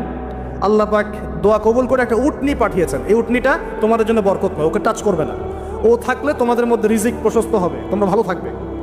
এখন ওখানকার মধ্যে এক নেতা, সে গিয়ে ওই উটনিটাকে জবাই করে খেয়ে ফেলছে। কথা বুঝতে পারছেন? আর এমনিতে অহংকার করতোই, শারীরিক শক্তি বেশি ছিল। তারা বলতো, এরাও বলতো মান আশাদ্দু মিন্না কুওয়া, আমাদের যে শক্তিশালী আর কে আছে। হ্যাঁ, আরেকটা কাজ তারা করতো, ওয়াইদা বাতাসতুম জাব্বারিন, তারা মানুষকে খুব নির্মমভাবে প্রহার করত। কি করতো? ওই যে মারামারি করে না এখন মানুষ, নির্মমভাবে মানুষকে মারে না, হকি স্টিক দিয়ে এইখানে সেইখানে, কোনো ক্ষেত্রে রিমান্ডে কি মাইকটা মারা হয় না। এই যে মানুষকে মারা আল্লাহ পাক খুব অপছন্দ করেন, বিনা বিচারে মানুষকে মারা আল্লাহ পাক কঠিন অপছন্দ করেন। ওই আদ জাতি আর সামুদ জাতি মানুষকে নির্মমভাবে পিটাইত। ওয়াইদা বাতাসতুম, আল্লাহ সূরা আপনার শুআরার মধ্যে বলছেন ওয়াইদা বাতাসতুম। এবার শোনেন কি আযাব আসবে এই কাজগুলো করলে। এই কাজগুলো করলে কি আযাব আসবে একটু শোনেন, এরপরে আমি সামনের দিকে যাচ্ছি। কাজগুলো কি? যখন আমরা আমানতের খেয়ানত করব, যখন গনিমতের মাল, রাষ্ট্রীয় সম্পদকে নিজের বলে চালিয়ে দিব, যখন আমরা স্ত্রীদের আনুগত্য করে মাকে কষ্ট দিব, বন্ধুদেরকে কাছে টেনে নিয়ে বাবাকে কষ্ট দিব, যখন ধর্ম বিবর্জিত শিক্ষা চালু করব, যখন আমরা গায়িকা নর্তকীদেরকে বেশি প্রমোট করব, তাদেরকে বাড়িয়ে দিব, মসজিদে হট্টগোল বেড়ে যাবে, কানের কাছে বাদ্যযন্ত্র বাজবে, জেনা বাড়বে, অশ্লীলতা বাড়বে, ফাহেসা কাজ বাড়বে, এবং কওমের নেতৃত্ব দিবে ফাসেক ব্যক্তি, সমাজের সবচেয়ে নিচু শ্রেণীর মানুষ উঁচু উঁচু বিল্ডিং নির্মাণের প্রতিযোগিতা করবে এবং দাসী তার মনিবকে জন্ম দিবে, মানে সত্য মিথ্যা ন্যায় অন্যায়ের মানদণ্ড উল্টে যাবে। যখন এমন হবে তখন নবীজি বলছেন ফালইয়ারতাকিবু ইনদা যালিকা, তখন ধেয়ে আসবে। কি ধেয়ে আসবে? 1 নাম্বার রিহান হামরা, উত্তপ্ত, কঠিন উত্তপ্ত একটা গরম বাতাসের আযাব পৃথিবীবাসীর দিকে আসতে থাকবে। এমন আযাব কি এসেছে? গরম উত্তপ্ত বাতাস কি আসছে? একটু নাসার গবেষণাগুলো করে দেখেন বাসায় গিয়ে। তারা বলছে সূর্যের মধ্যে এখন কিছু বিক্রিয়া চলছে, বিস্ফোরণ চলছে। এমন হতে পারে অতি শীঘ্রই পৃথিবীর দিকে উত্তপ্ত গরম বায়ুর আযাব আসা শুরু করবে। দেখেন হাদিসের সাথে এক্স্যাক্টলি মিলে গেছে। আল্লাহু আকবার।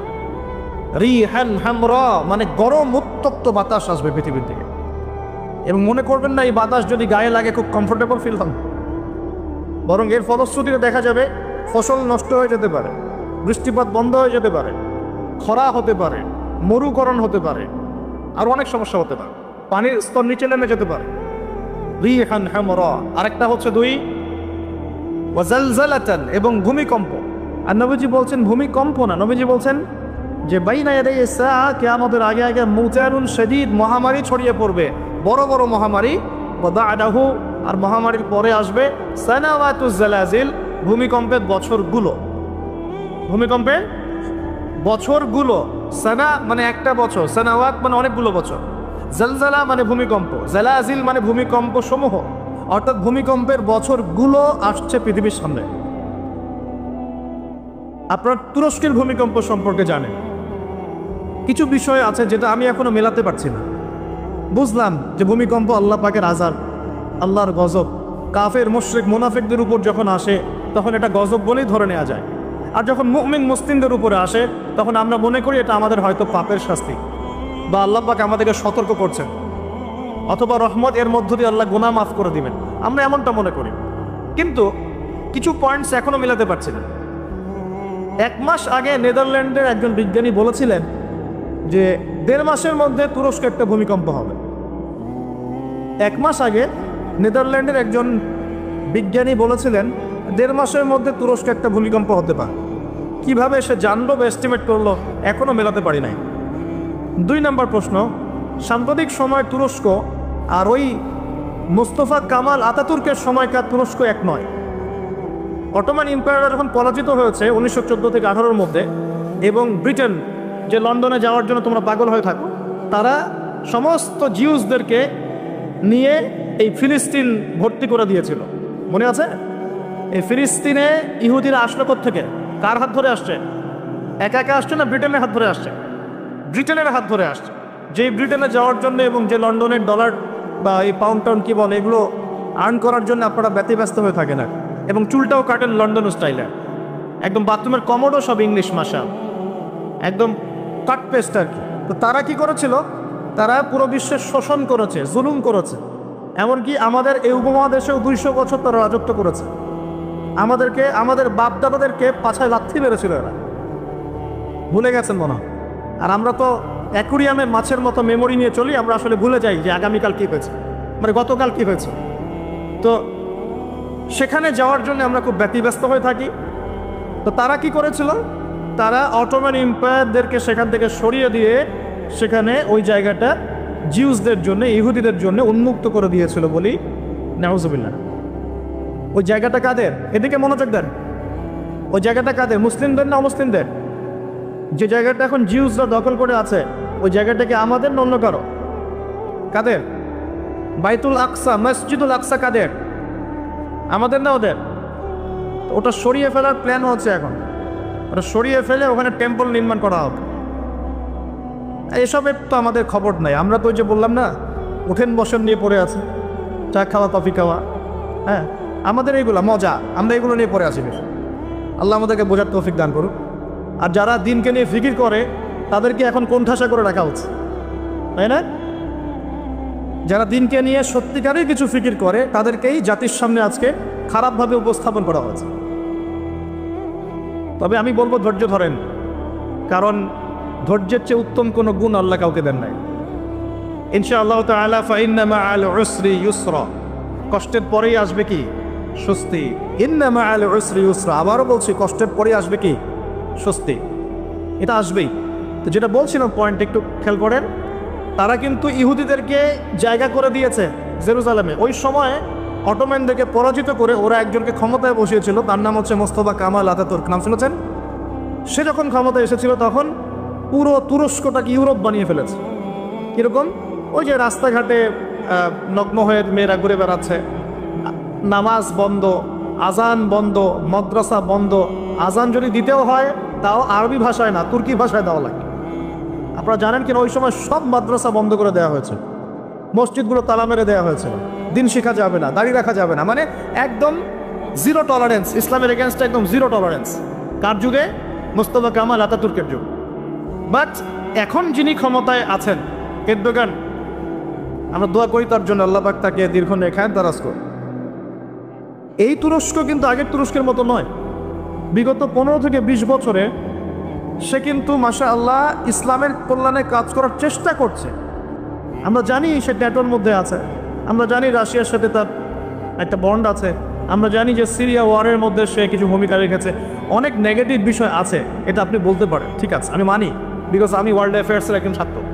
কিন্তু এটাও আপনাকে দেখতে হবে যে কোন জায়গা থেকে তিনি তুরস্ককে টেনে নিয়ে কোন জায়গায় আসার চেষ্টা করেছেন। তিনি নামাজ চালু করেছেন, মসজিদ উন্মুক্ত করেছেন, মাদ্রাসা শিক্ষা ব্যবস্থার উন্নয়ন করেছেন, ইসলামিক কালচার চালু করেছেন।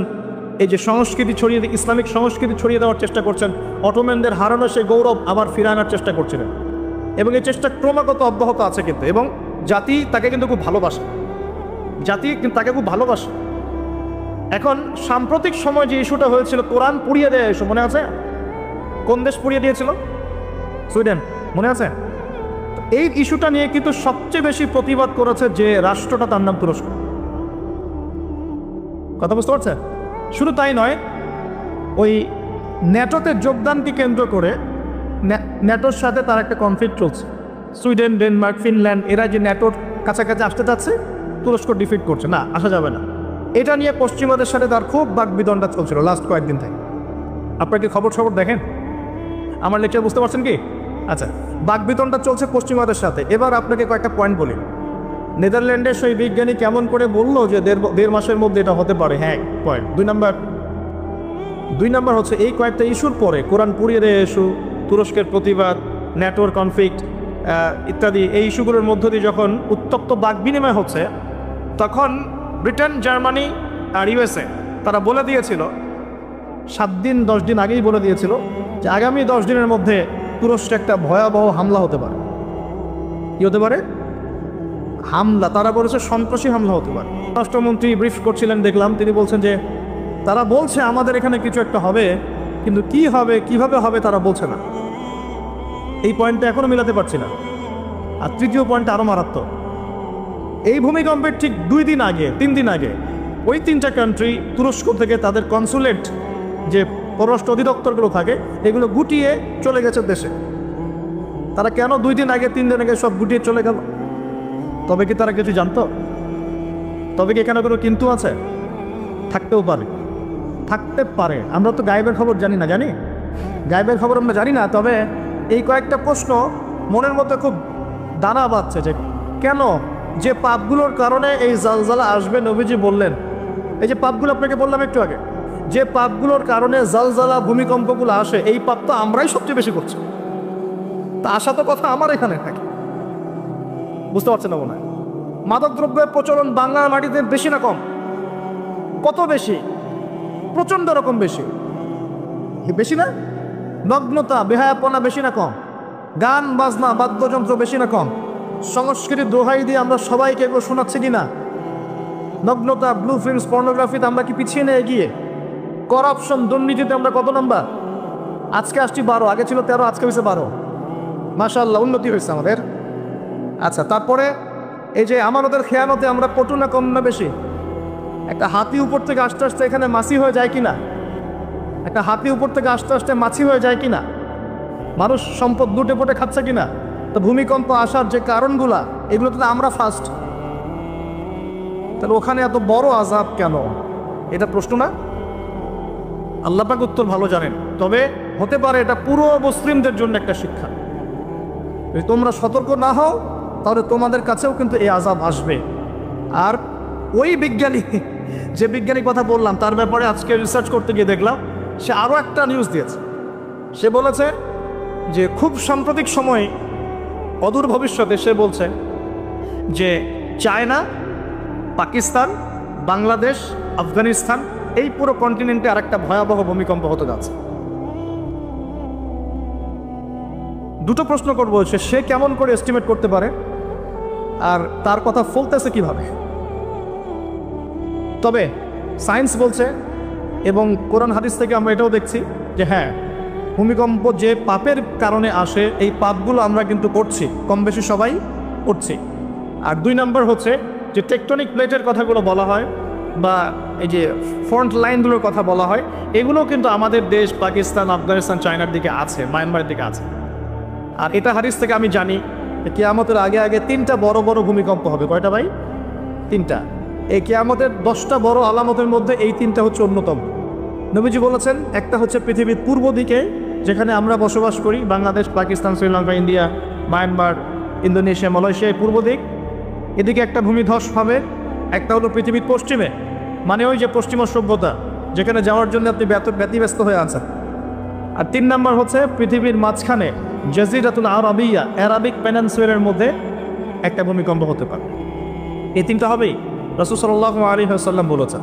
আর তিনি আরও বলে গেলেন যে বাদাহু সানাওয়াতু জালাজিল, মহামারীর পরে আসবে ভূমিকম্পের বছরগুলো। এই পুরো বিষয়গুলো একত্রিত করলে আমাদের সচেতন হওয়ার দরকার আছে কি নাই? এখন কি আমরা সবাই 20-30 তলা বিল্ডিং বানানো শুরু করব? সচেতন মানে কি? আমরা কি আশ্রয় কেন্দ্র বেশি বেশি বানানো শুরু করব? আমরা আরও ওই যে কিছু কিছু সিমেন্টের অ্যাড দেখায়, এই সিমেন্টে বাড়ি বানালে ভূমিকম্পেও কাঁপবে না, এগুলো করব আমরা? নাকি সর্বপ্রথম কি প্রয়োজন? আধ্যাত্মিক পবিত্রতা প্রয়োজন, তাসকিয়া প্রয়োজন। আল্লাহ পাক আমাদের সবাইকে তওবা করে ফিরে আসার তৌফিক দান করুন। একই সাথে তাদের সমস্ত ষড়যন্ত্রের ব্যাপারে চোখ কান খোলা রাখার তৌফিক দান করুন। দুটোই দরকার আছে, আছে কি নাই? দুটোই দরকার আছে। আপনারা বাসায় গিয়ে একটা প্রযুক্তি সম্পর্কে পড়াশোনা করেন, আমি আর কিছু বলে দিব না পাবলিকলি। প্রযুক্তিটার নাম হচ্ছে হার্ট, HAARP, হার্ট। এই প্রযুক্তি কি, কেন, এর দিয়ে কি করা যায় না করা যায়, এটা নিয়ে একটু বাসায় গিয়ে পড়াশোনা করে দেখেন, মনে থাকবে? HAARP, হার্ট, মনে থাকবে? এখনই গুগল সার্চ করে দেখে দেন, বাসায় গিয়ে পড়াশোনা করে কি জিনিস এটা, কি করা যায় এটা দিয়ে। আপনাকে বলে দেই, কিন্তু জলবায়ু নিয়ন্ত্রণ করাও শুরু করবে, কারণ সে পুরো বিশ্বটা শাসন করবে। বৃষ্টি দিতে পারবে, দুর্ভিক্ষ দিতে পারবে, প্রোগ্রেসও দিতে পারবে। 40 দিন সে বিশ্বকে শাসন করবে, যার প্রথম দিনটা হবে 1 বছরের সমান, দ্বিতীয় দিনটা হবে 1 মাসের সমান, তৃতীয় দিনটা হবে 1 সপ্তাহের সমান, বাকি দিনগুলো হবে আমাদের দিনের মতোই। প্রত্যেক ভূমিকম্পেই পৃথিবীর আর্নিক গতির পরিবর্তন হচ্ছে। সায়েন্টিস্টরা এখন বলছেন পৃথিবীর ভিতরে ইনার কোর বলে যে জায়গাটা আছে, এটা এখন উল্টা দিকে ঘোরা শুরু করেছে। তো একদিন যে 1 বছরের সমান হবে, এই বিষয়ে আমার কোনো সন্দেহ নাই। মহাবিশ্বে এমন কিছু একটা হবে যাতে করে পৃথিবীর আর্নিক গতির মধ্যে পরিবর্তন আসবেই। নাহলে নবী সাল্লাল্লাহু আলাইহি ওয়াসাল্লাম বলতেন না প্রথম দিনটা হবে 1 বছরের সমান। সাহাবীরাও প্রশ্ন করছেন, ইয়া রাসূলুল্লাহ সাল্লাল্লাহু আলাইহি ওয়াসাল্লাম, আমরা তখন কিভাবে নামাজ পড়ব? নবীজি বললেন, তোমরা অনুমান করে, হিসেব করে নামাজ পড়ে নিবে। মনে করেন যদি এখন সূর্য আর না ওঠে, তাহলে কি আমরা একটা টাইম বের করে করে নামাজ পড়তে পারবো না? মনে করেন সকালে সূর্য উঠেছে আর রাত হচ্ছে না, আটকে গেছে পৃথিবী, তাহলে কি টাইম হিসেব করে করে নামাজ পড়তে পারবো কি না? নবীজি এই পরামর্শ দিচ্ছিলেন যে তোমরা সময় হিসেব করে নামাজ পড়ে নেবে। দ্বিতীয় দিনটা হবে 1 মাসের সমান, আর তৃতীয় দিনটা হবে 1 সপ্তাহের সমান। এবং সে এই পৃথিবীটাকে শাসন করবেই। এবং নবীজি একটা হাদিসে বলছেন, পৃথিবীর মক্কা মদিনা বাদ দিয়ে এমন কোনো জায়গা নাই যেখানে সে বিচরণ করবে না।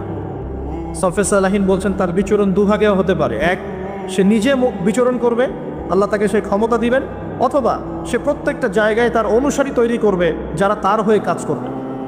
দুটো ব্যাখ্যাই যৌক্তিক, যৌক্তিক না?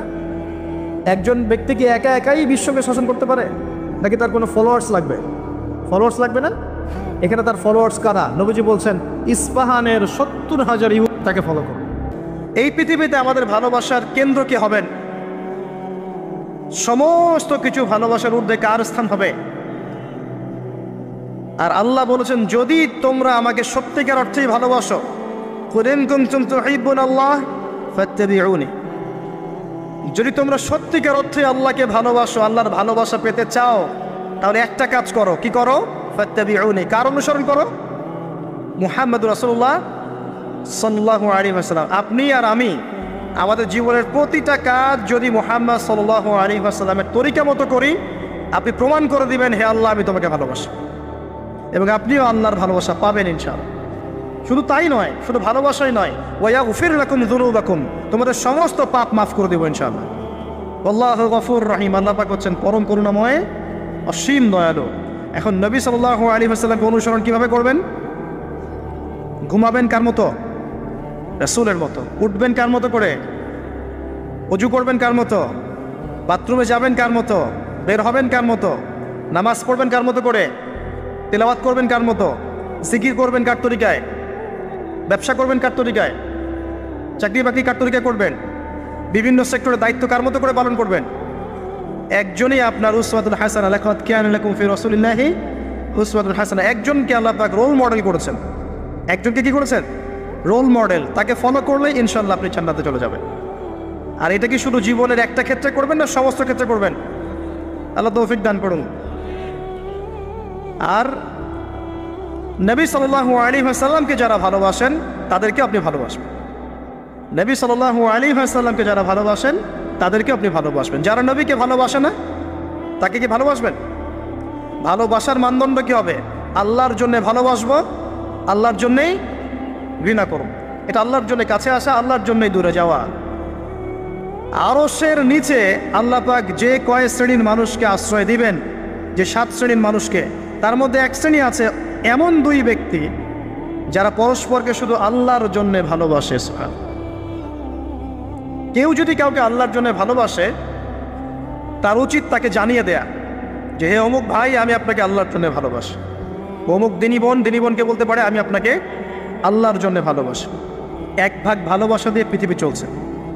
এবার আসেন, এই দুনিয়ার জীবনে আল্লাহ পাক রিজিকের পাশাপাশি একজন আদর্শ দিলেন, উসওয়াতুল হাসানাহ দিলেন, তাকে ফলো করতে বললেন। এবং তিনি একমাত্র ব্যক্তি যাকে কবরে দেখানো হবে, প্রশ্ন করা হবে মান হাযা রাজুল বুইসা ফীকুম। মনে রাখবেন, তিনি একমাত্র ব্যক্তি যিনি আপনার জন্য, আমার জন্য, কবিরা গুনাহগার ব্যক্তিদের জন্য কিয়ামতের মাঠে সুপারিশ করবেন। তিনি একমাত্র ব্যক্তি যিনি হাউজে কাউসারে পানি নিয়ে আমাদের জন্য অপেক্ষা করবেন। তিনি একমাত্র ব্যক্তি যার সুপারিশ আল্লাহ পাক কবুল করবেন ইনশাআল্লাহু আযজা ওয়া জাল। কিয়ামতের মাঠে যখন সবাই ইয়া নাফসি ইয়া নাফসি বলবে, তিনি একমাত্র ব্যক্তি যিনি বলবেন ইয়া উম্মতি ইয়া উম্মতি। অতএব আমরা সবাই যেন বিনা বাক্যবে মুহাম্মদ সাল্লাল্লাহু আলাইহি ওয়াসাল্লামকে আমাদের আদর্শ মেনে নেই এবং তার সুন্নত অনুযায়ী জীবনযাপন করার চেষ্টা করি। আল্লাহুম্মা আমিন। আল্লাহ তৌফিক দান করুন। এই দুনিয়ার জীবনে ওই এক ভাগ ভালোবাসার মধ্যে আমরা কয়েক শ্রেণীর মানুষকে ভালোবাসি। দেখেন, 1 নাম্বার পিতামাতা, তাই না? 2 নাম্বার স্ত্রী, 3 নাম্বার সন্তান সন্ততি, 4 নাম্বার আত্মীয় স্বজন, পাড়া প্রতিবেশী, এবং আমরা যে দেশে থাকি সে দেশকে ভালোবাসি না? ভালোবাসি। এই ভালোবাসাগুলো কিন্তু বৈধ। এই ভালোবাসাগুলো কি বৈধ?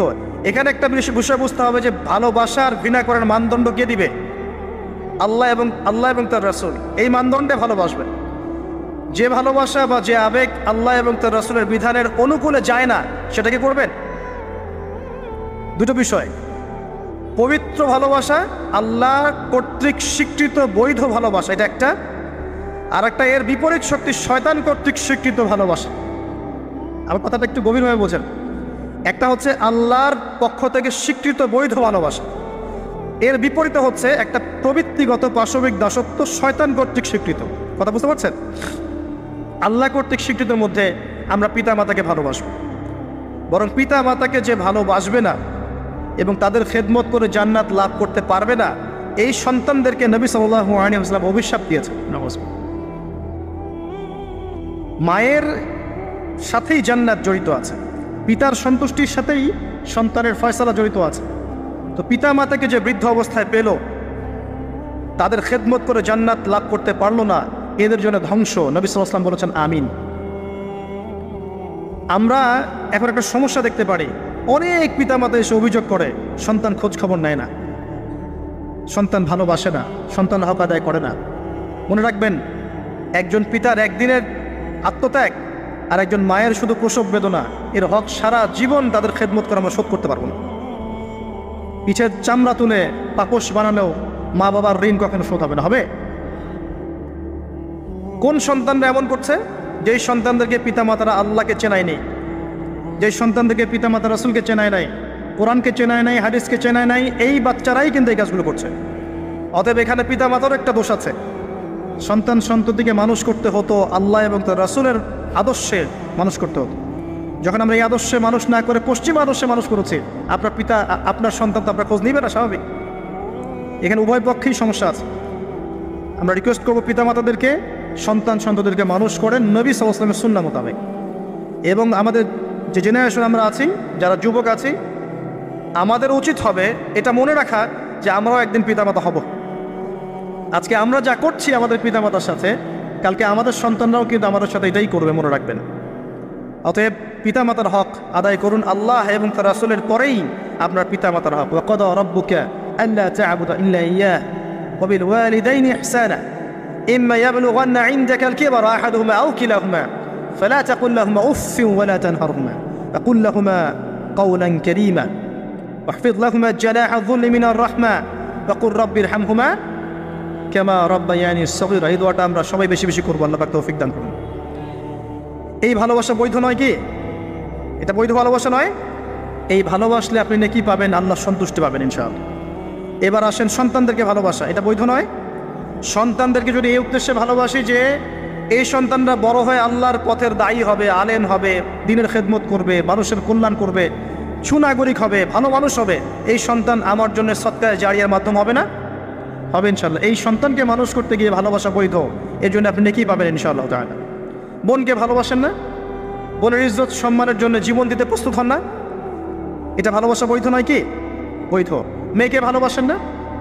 মেয়ের ভালোবাসার জন্যে মেয়ে একটা কিছু চেয়েছে, আপনার সামর্থ্য না থাকলেও বেতনের টাকা জমিয়ে হলেও তাকে দেন না?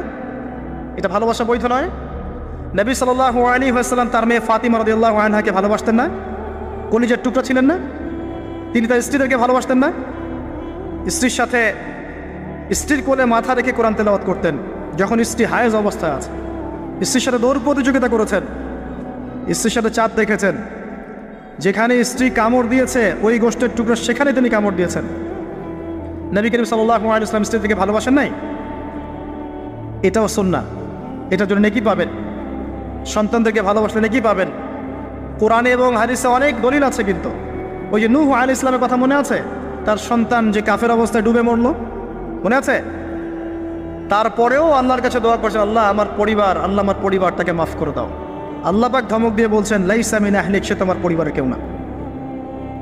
আম কুনতুম শুহাদা ইয হাদারা ইয়াকুব আল মাউত, ইয়াকুব আলাইহিস সালামের কথা মনে আছে? যখন তিনি মারা যাচ্ছেন, তিনি বলছেন সন্তানদেরকে ডেকে, মা তা'বুদুনা মিন বা'দি, আমার পরে কার ইবাদত করবে তোমরা? সন্তানকে ভালোবাসার নিদর্শন নয় এগুলা?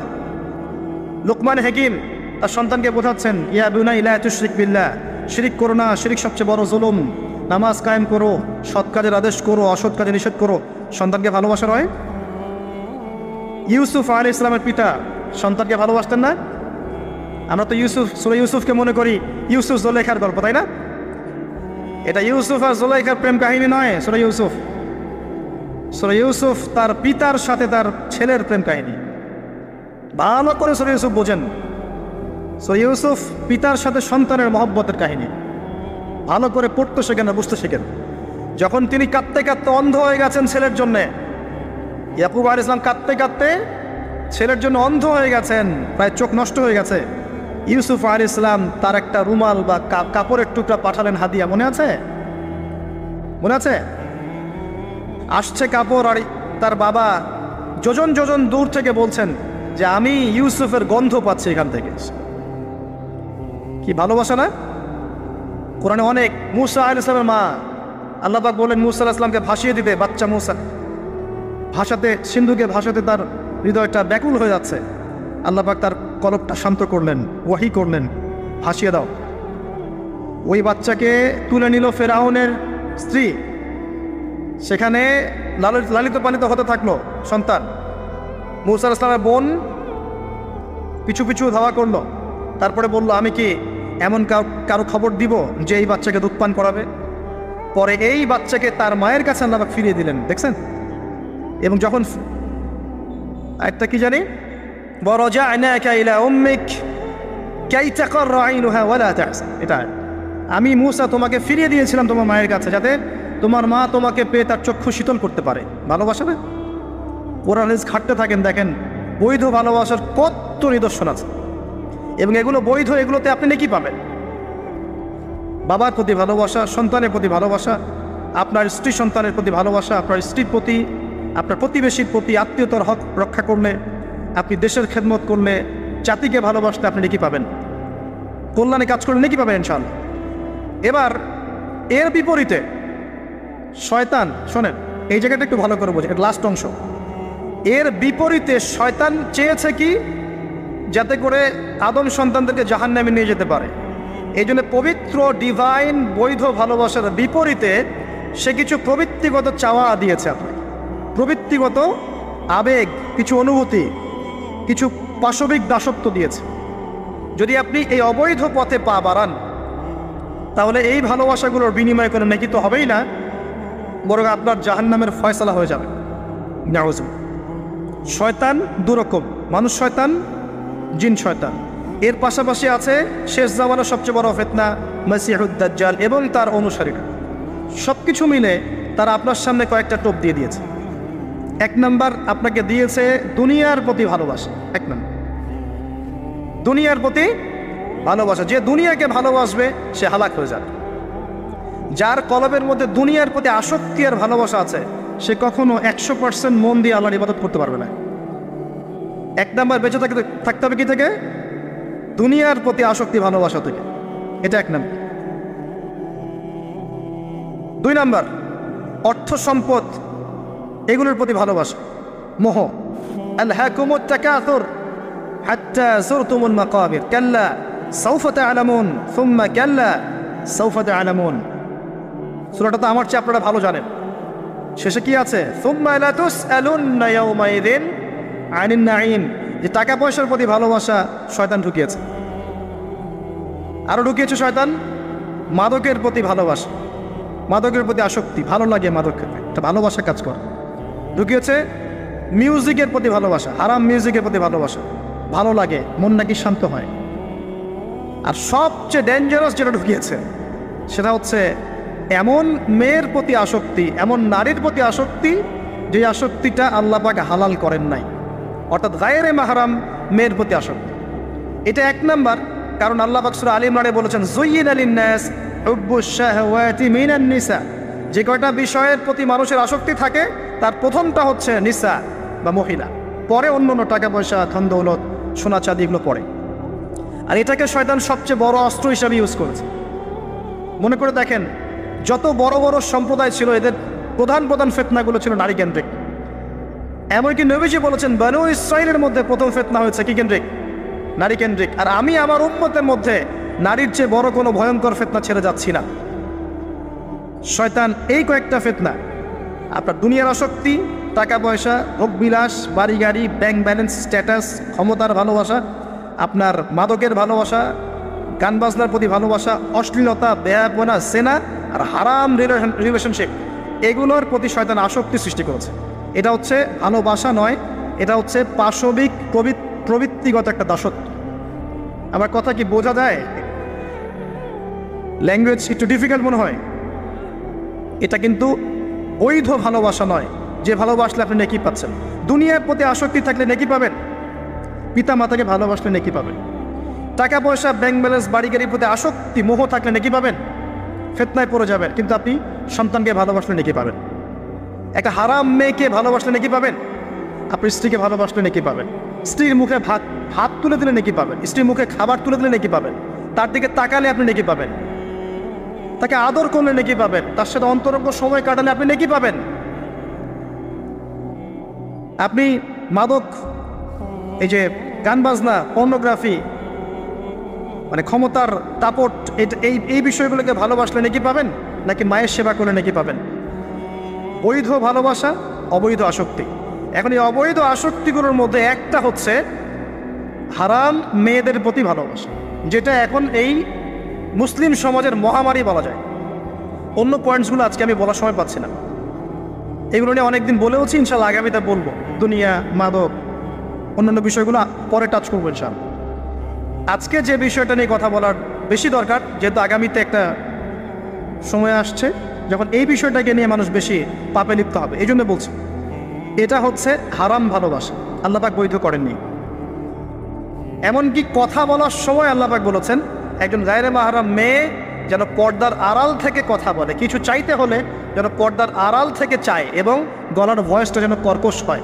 আল্লাহ লিমিটেশনগুলো দেখেন আর বাস্তবতা দেখেন।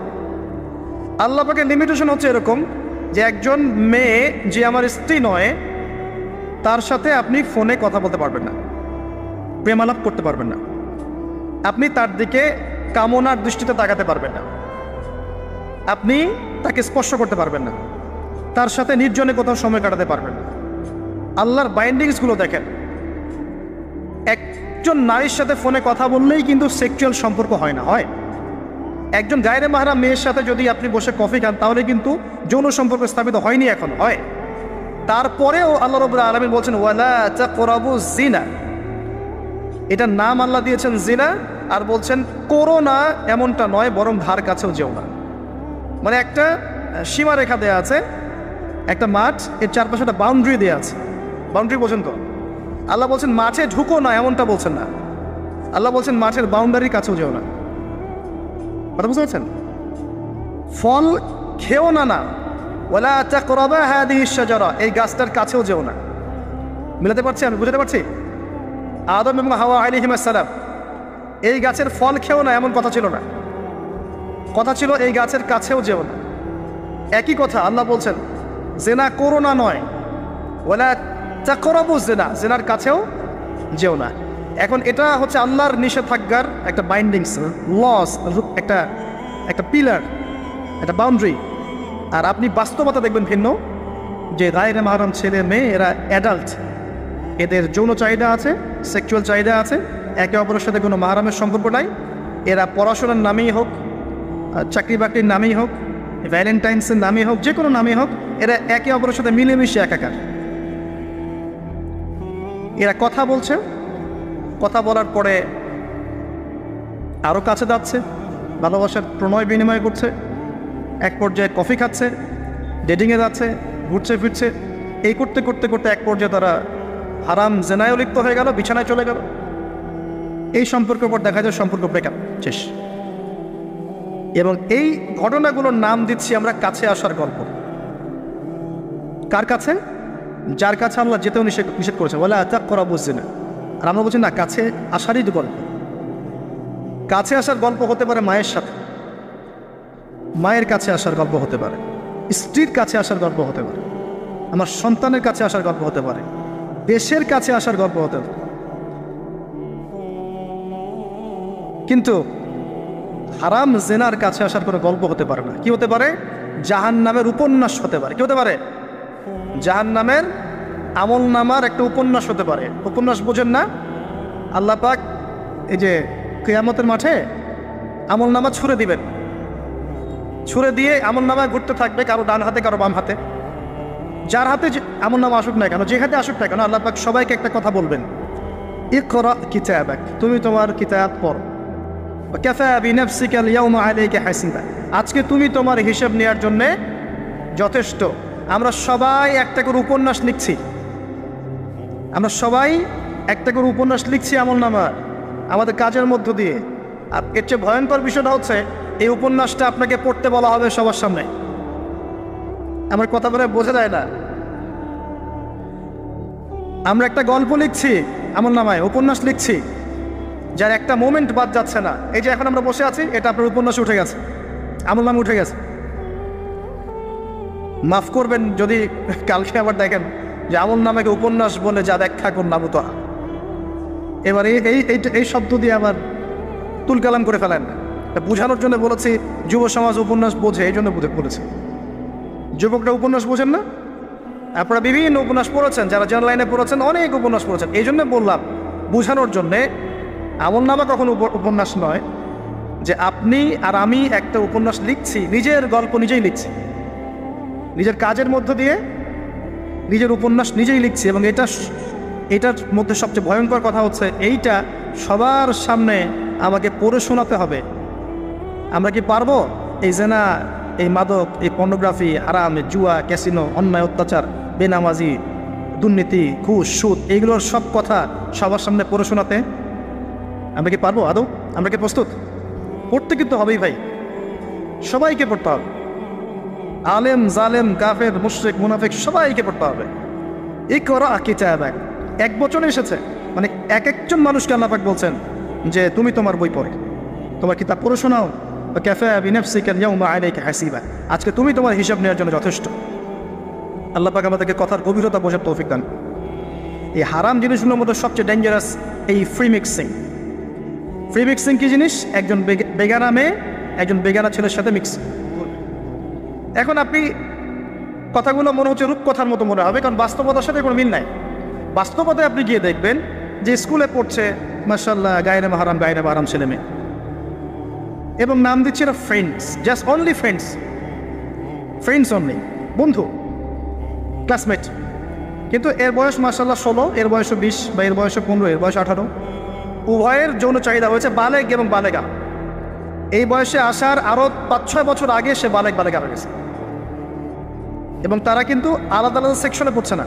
এমন যদি হতো মেয়েদের আলাদা স্কুল, মেয়ে টিচার, মেয়েরা পড়ছে, কোনো সমস্যা নেই, টোটালি বৈধ এবং সুন্দর, ভালো সিস্টেম।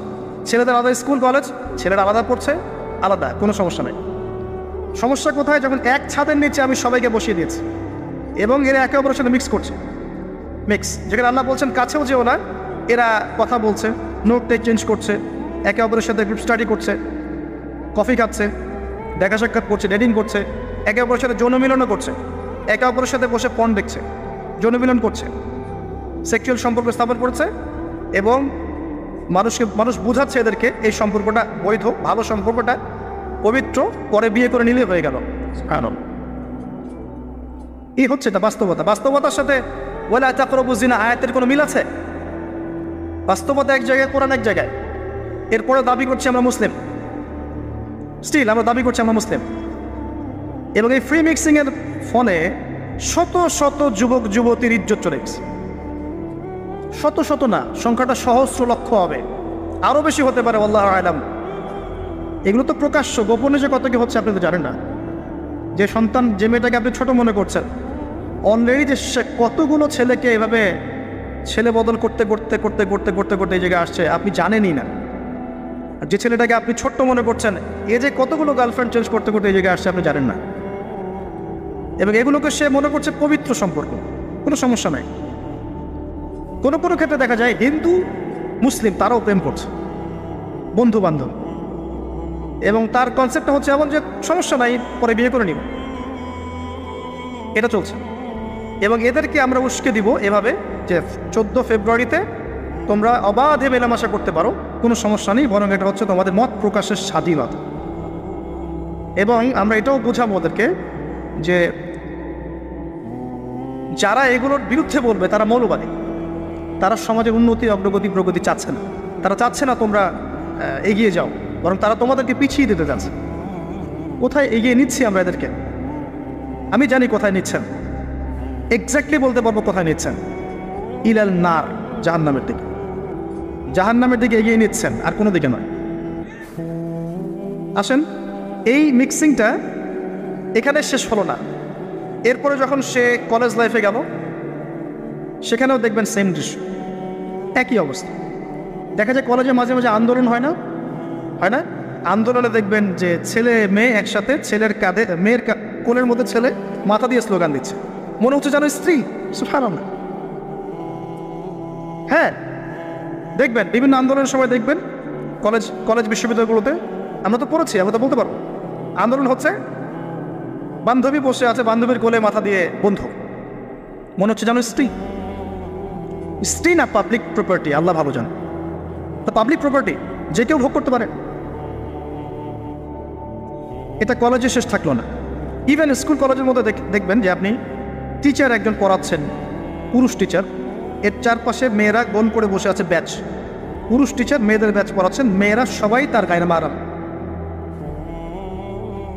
দর্শনটা এখানে এরকম না, এরা তো আমার মেয়ের মতো, এরা তো আমার মেয়ের মতো, জাস্ট এভাবে, তুমি তো আমার মেয়ের বয়স। কথা বুঝতে পারছেন? তুমি তো আমার মামনির মতো, আর ওই মেয়েকে বোঝানো হচ্ছে টিচার তোমার বাবার মতো।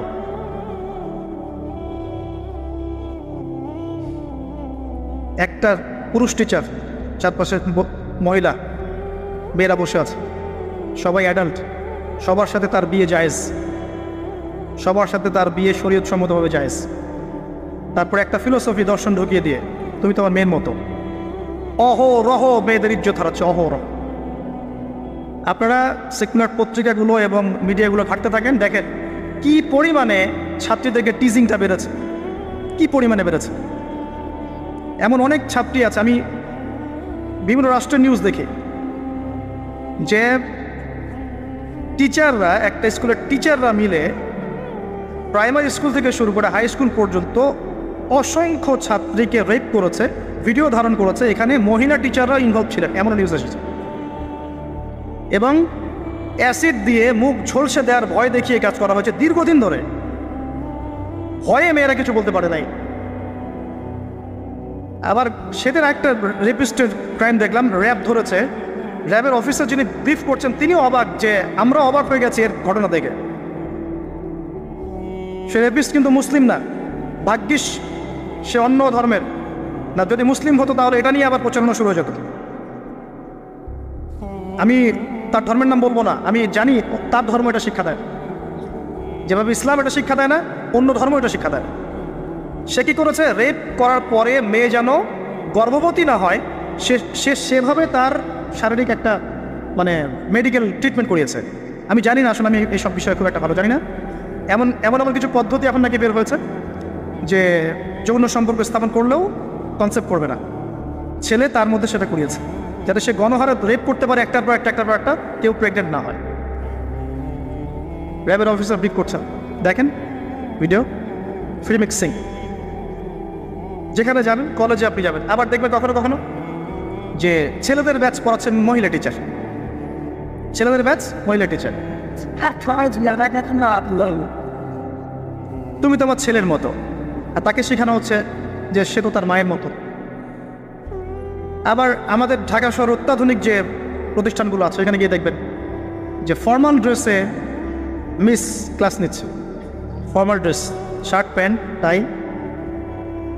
আবার বিভিন্ন জায়গায় গিয়ে দেখবেন মহিলারা এভাবে শার্ট প্যান্ট গেঞ্জি জিন্স পরে ঘুরে বেড়াচ্ছে, শপিং মলসে, এয়ারপোর্টে, ওইখানে এইখানে সব জায়গায় চারপাশে। এটা তো ফ্রি মিক্সিংয়ের সাথে আরেকটা বাদ হলো কি, নবী সাল্লাল্লাহু আলাইহি ওয়াসাল্লাম বলেছিলেন যে শেষ জামানে এক শ্রেণী মেয়ে বের হবে যারা কাপড় পরেও নগ্ন থাকে।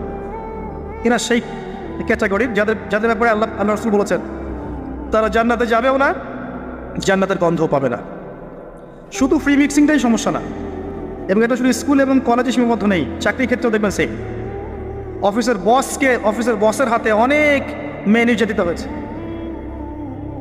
বেতন বেশি দেওয়ার কথা বলে, প্রমোশন দেওয়ার কথা বলে। আর মেয়েরা তো একটু অবলা জাতি হয়, তারা একটু অবলা হয় না, তাদেরকে একটু মায়া মহব্বত বেশি থাকে, ইমোশনটা বেশি থাকে, তারা খুব বেশি কনভিন্স হয়ে যেতে পারে। ভালো স্বপ্ন দেখিয়ে, রঙিন রঙিন স্বপ্ন দেখিয়ে তাদের কত মানুষ ইজ্জত নষ্ট করে ফেলেছে আল্লাহ ভালো জানেন। এরপরেও দেখবেন, এই সমস্যার পরেও দেখবেন তার উপরে আবার আছে পর্নোগ্রাফি, মানে মানুষ রাতের বেলা শুয়ে শুয়ে নগ্ন মুভিজ দেখছে আর দেখছে, দেখছে আর দেখছে। এটাকে উপরের লেভেল থেকে বন্ধ করার কোনো প্রয়াস নেওয়া হয়নি এখন পর্যন্ত।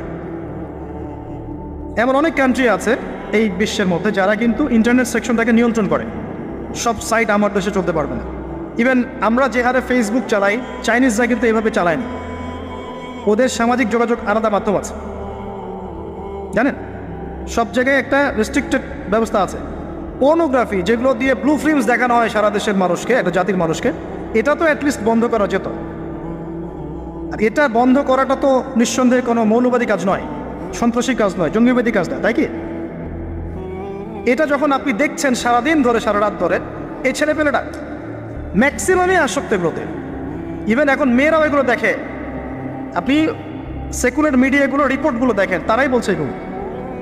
স্কুলে গিয়ে মেয়েদের ইন্টারভিউ নিচ্ছে, তোমরা কি এটা দেখো? মেয়েরা বলছে যে হ্যাঁ আমরাও দেখি, আমরাও কথাবার্তা বলি যে নতুন একটা নতুন একটা আইটেম আসছে, এটা দেখ, এভাবে তারা কথা বলছে বসে ক্লাসের মধ্যে। তো যখন ছেলেমেয়েরা এগুলো অবাধে দেখবে, যুবক যুবতী কিশোর কিশোরীরা, এরপরে আবার ফ্রি মিক্সিং, তার উপরে আবার বেহায়াপনা, নগ্নতা, পোশাক আশাকের পর্দার বাড়াই নাই, তখন আপনি চিন্তা করেন সমাজটা কি হইতে পারে। আবার এগুলোকে আমরা দিবসের মধ্য দিয়ে উৎসাহিত করছি, কাছে আসার গল্প, আসো আরো জানা কর। কোথায় ইসলাম আর কোথায় কোরআন আর কোথায় সেই পর্দা, কোথায় কি? আর ওই যে দেখেন একটা মেয়ে মুস্কান, ও তার নেকাব খুলবে না, 200-300 কুকুরের সামনে বলছে আল্লাহু আকবার। তো জান্নাত আসলে কাদের জন্য? এই অবস্থায় যদি আমরা কেউ খাস পর্দা করছি, এখন যারা আবার খাস পর্দা করছি তাদেরকে আবার বাঁকা চোখে তাকানো আছে, আবার কাউন্টার। এমনি তো চলছে এগুলো, আরও আবার কাউন্টার। মানে একটা জায়গা বাকি রাখছে না শয়তান আপনাকে ফিতনায় ফেলার জন্য। এই অবস্থায় কেউ যদি পর্দা করতে যায়, ওকে আবার বাঁকা চোখে দেখানো হচ্ছে। এ তো ভালো সুবিধার মনে হচ্ছে না? তোমার বোরখার নিচে গিয়ে বোমটম আছে নাকি? সাইকোলজিক্যাল আক্রমণ। বোরখা পরে যাচ্ছে স্কুল কলেজে, টিচাররা কেমন করছে, তার সাথে কেমন যেন আচরণ করছে। এটা কেন করছে? মুখটা খোলো, নাহলে পরীক্ষা দিতে মনে। এগুলো চলছে। এরপরেও আরও আছে বিভিন্ন beauty contest, media, movies, cinema, এইসবের মধ্য দিয়ে ঘরে ঘরে ঢুকিয়ে দিয়েছি যে এই ফ্রি মিক্সিং, বেহায়াপনা, নগ্নতা, এটাই প্রগতি, এটাই উন্নতি, এটা অগ্রগতি। ইভেন আমাদের ছোট ছোট বাচ্চারা এগুলো দেখে দেখে বড় হচ্ছে এখন। জানি না ওরা আবার কোন জেনারেশন হয়ে পড়ে ওঠে, আল্লাহ ভালো জানে। এর উপরে এসেছে সেলফি এবং ছবি ভিডিওর একটা বুদ্ধি প্রতিবন্ধী জেনারেশন। একটু হলেই সেলফিস ফেসবুকে আপলোড, আবার টিকটক, আবার ইউটিউবিং, আবার নিজে নিজেই হাসে, নিজে নিজে ছবি তোলে। আর অনলাইনটা অ্যাভেলেবল হয়ে গিয়ে সবার হাতে হাতে স্মার্টফোন যখন গিয়েছে, তখন এগুলো আপলোডিংটা খুব বেশি হচ্ছে। আপলোডিং আগে ঘটনা ঘটতো, সবাই জানতে পারতো না, এখন ঘটলে সারা দুনিয়ার মানুষ এক মুহূর্তে জেনে ফেলে। তখন একটা খারাপ ভিডিও সবার হাতে হাতে ঘরে ঘরে। এবার এই হারাম ভালোবাসা, এটা ভালোবাসা বলার অপরাধ হবে, এই হারাম প্রবৃত্তির এই নগ্ন দাসত্ব, এই দাসত্বটাকে ভালোবাসার নাম দিয়ে আল্লাহর নাজিলকৃত পবিত্র ভালোবাসাকে চ্যালেঞ্জ করা হয়েছে। এবং বিভিন্ন মানুষ, সমাজের বিভিন্ন শ্রেণীর মানুষকে এই হারামের দিকে ধাবিত করা হয়েছে, যাতে সবাই জান্নাতের কাছে না বরং জাহান্নামের কাছে আসতে পারে। এই হলো অবস্থা। এখন এই অবস্থায় আল্লাহ রাব্বুল আলামিন মুমিনদের জন্য সলিউশন দিয়েছেন সূরা নূরের মধ্যে। কুল লিল মুমিনিনা ইয়াগুদ্দুনা মিন আবসারিহিম ওয়া ইয়াহফাযু ফুরুজাহুম, এটা পড়ে আছে আপনার কোরআনে। মুমিন পুরুষদেরকে আপনি বলুন, হে নবী, তারা যেন চক্ষু নিচু রাখে এবং তাদের লজ্জাস্থানের হেফাজত করে। মুমিন নারীদেরকে আপনি বলুন যেন তারা তাদের লজ্জাস্থানের হেফাজত করে, চোখ নিচে রাখে, এবং তারা এই মানুষদের ছাড়া অন্য কারোর সামনে যেন না যায়, এবং জিনাত, হিজাব তারা যেন অবলম্বন করে। এটা আল্লাহর আদেশ। Only Quran or only hadith and only Islam can solve this problem. কোরআন, সুন্নাহ এবং ইসলাম ছাড়া কেউ এই সমস্যা সলভ করতে পারবে না। এখানকার সলিউশন এগুলা। প্রথমত তারবিয়াত দিতে হবে ছোট থেকেই, তার উপরে নিয়মিত ইমানের চর্চা রাখতে হবে, তার উপরে ছেলে মেয়েদেরকে পর্দা বোঝাতে হবে, ছোট থেকেই মেয়েদেরকে পর্দায় রাখতে হবে। তারপরেও যদি বড় হয়ে এদের মধ্যে খারাপ চিন্তা আসে, চোখ নিচু করতে হবে। যেগুলো অশ্লীল সেগুলোর ধার কাছে যাওয়া যাবে না। দ্রুত এদের বিয়ের ব্যবস্থা করতে হবে যাতে ওরা পবিত্র লাইফ লিড করতে পারে। তারপরে দেখবেন আস্তে আস্তে কিছুটা হলেও, 100% না হলেও কিছুটা হলেও আপনি ফিতনা থেকে দূরে রাখতে পারেন। আর যত বেশি এই ভোগবাদী, বস্তুবাদী, এই পশ্চিমাদের ধাঁচে আপনি সন্তানকে গড়ে তুলবেন, কাছে আসার নাম দিয়ে জেনা করাবেন, ফ্রি মিক্সিংয়ে নেবেন, পর্নোগ্রাফিকে অবাধ লাইসেন্স দিয়ে দিবেন, মাদকাসক্ত ওই যুব সমাজকে ফেরানোর কোনো পথ পদ্ধতি অবলম্বন করবেন না, হিজাবের প্রতিবন্ধকতা করবেন, তত বেশি সমাজ আস্তে আস্তে আস্তে আস্তে অধঃপতন, অতল তলে যেতে থাকবে। এবং এরপর কী হবে সেটাও বলে দিচ্ছি, এটাও হাদিস থেকেই বলছি। সেটা হচ্ছে এরপরে বাড়বে সমকামিতা। কী বাড়বে? অশ্লীলতা সয়লাভ হতে হতে হতে হতে এমন একটা পর্যায়ে যাবে, বেশিরভাগ মানুষই যাবে আল্লাহর বান্দারা বাদ দিয়ে, যখন দেখবেন মেয়েদের প্রতি আসক্তি কমে যাবে ছেলেদের একটা পর্যায়ে গিয়ে, এবং ছেলের সাথে জেনা করা শুরু করবে, যেটা শুরু হয়ে গেছে বিগত 20-30-40 বছর থেকে দেশেও, এবং সমকামীদের সংগঠন পর্যন্ত আছে দেশে। এটাও রিপোর্ট, আপনি সেকুলার মিডিয়া ঘেটে দেখেন, বছরের একদিন তারা আবার একত্রিত হয় একটা হোটেলে, সেখানে ওদের মতো করে এনজয় করে। কওমে লূত নবী সাল্লাল্লাহু আলাইহি ওয়াসাল্লাম বলেছিলেন, আমি ভয় পাই আমার উম্মতের মধ্যে কয়েকটা জিনিস। একটা হচ্ছে গোপন শিরক, একটা হচ্ছে আমার উম্মত মূর্তি পূজা করবে, আর একটা হচ্ছে আমার উম্মতের মধ্যে সমকামিতা ছড়িয়ে পড়বে। আর এই সমকামীদেরকে আল্লাহ পাক জমিনটা তুলে আকাশে পাথর বর্ষণ করে আবার দাবিয়ে দিয়েছিলেন। কওমে লূত এই জর্ডানের ডেড সি, মৃত সাগরের পাশে এরা থাকতো। সেই সম্প্রদায়ের কাছে আল্লাহ পাক লূত আলাইহিস সালামকে পাঠিয়েছিলেন। এত বড় মনের নবী ছিলেন তিনি, সম্প্রদায়ের মানুষকে পাপ থেকে বাঁচানোর জন্য বলছেন যে হাউলাই বানাতিন কুনতুম ফাইলিন, তোমাদের যদি প্রবৃত্তির চাহিদা থেকে থাকে আমার মেয়েদের মধ্য থেকে বিয়ে করে নাও, তাও ভালো থাকো। তারা বলছে, তুমি লূত নিজেকে পবিত্র মনে করতে চাও? তুমি তো জানো যে আমরা কি চাচ্ছি। যখন জিবরাইল এবং মিকাইল আলাইহিস সালাম এসেছেন পুরুষের রূপে, বালকের রূপে, সুদর্শন, তাদেরকে অফার করছে, কথা বুঝতে পারছে না, তাদেরকে অফার করছে। আর লূত আলাইহিস সালাম নিজের মেহমানের সম্মান বাঁচাতে গিয়ে বলছেন, আলাইসা মিনকুম রাজুলুন রশিদ, তোমাদের মধ্যে কি একটা ভালো মানুষ বেঁচে নাই? ওই সমকামিতা ছড়িয়ে পড়েছে এখন আমাদের এখানে। আর আপনি বিশ্বের যে বড় বড় রাষ্ট্রগুলোর দাসত্ব করেন, ওদের দেশের সমকামিতা বৈধ। আর যেখানে এটা বৈধ হবে সেখানে ওই লূত আলাইহিস সালামের কওমের মধ্যে শাস্তি আসবে ইনশাআল্লাহ, কোনো সন্দেহ নেই। দেখবেন ওই জায়গাটা মাটিতে ধসে যাবে ইনশাআল্লাহ। আর এটা হাদিসেও এসেছে যে আমাদের আগে 3টা বড় বড় ভূমিকম্প হবে, একটা পূর্ব দিকে, একটা পশ্চিমে, একটা পৃথিবীর মাঝখানে। আর পশ্চিম বলতে আমি বুঝি পশ্চিম সভ্যতা। এটা ভূমিকম্পে ধসে যাবে ইনশাআল্লাহ আযজা ওয়া জাল্লা। কারণ সুদের মধ্য দিয়ে এরা আল্লাহর সাথে যুদ্ধ করছে, সমকামিতার মধ্য দিয়ে এরা কওমে লূতের মতো আচরণ করছে, সারা বিশ্বে এরা মানুষকে নির্বিচারে হত্যা করছে, এর ফলাফল এরা পাবে, আসবে সময় সামনে। আমাদের পয়েন্ট আজকে এটাই, এই নারী পুরুষের অবাধ এই জিনাটা যদি আপনি ঠেকাতে না পারেন, এক পর্যায়ে সমকামিতায় চলে যাবে, মানুষ পারতে থাকবে এক পর্যায়ে। শাস্তি ভাই, নবী সাল্লাল্লাহু আলাইহি ওয়াসাল্লাম দেখে এসেছেন মেরাজের রাত্রে যে জেনাকারী পুরুষ আর নারীর শাস্তি দেখেছেন স্পেশাল একটা চুলা, জাহান্নামের ভিতরে স্পেশাল একটা চুলা বানিয়েছেন আল্লাহ পাক, যার নিচের দিকটা এরকম প্রশস্ত, মাথাটা চিকন, নিচ থেকে আগুন দাউ দাউ করে জ্বলছে, আর এই আগুনের সাথে সাথে মানুষগুলো লাফিয়ে উঠছে। আগুন নিচে নেমে যাচ্ছে, মানুষগুলো নিচে নেমে যাচ্ছে, আবার দাউ দাউ করে আগুন, আবার মানুষগুলো উপরে উঠছে। এটা ওদের শাস্তি দেখেছেন নবী সাল্লাল্লাহু আলাইহি ওয়াসাল্লাম যারা এই উম্মতের জেনা এবং ব্যভিচারে লিপ্ত আছে। আর আপনাকে আমি বলে রাখি, শুধু সেক্সুয়াল সম্পর্কটাই জেনা নয়, বরং ওই যে আপনি কথা বলছেন, ওই যে কফি খাচ্ছেন, হাতে স্পর্শ করছেন, চুল ধরছেন, জড়িয়ে ধরছেন, প্রেমপত্র লিখছেন, সবই জেনা টোটালি। এই প্রতিটা কাজ স্ত্রীর সাথে করলে প্রত্যেকটা কাজের বিনিময়ে নেকি পাবেন আপনি। আর এই প্রতিটা কাজ আপনি ওর সাথে করলে আপনি প্রত্যেকটা কাজের বিনিময়ে জাহান্নামের দিকে যাচ্ছেন।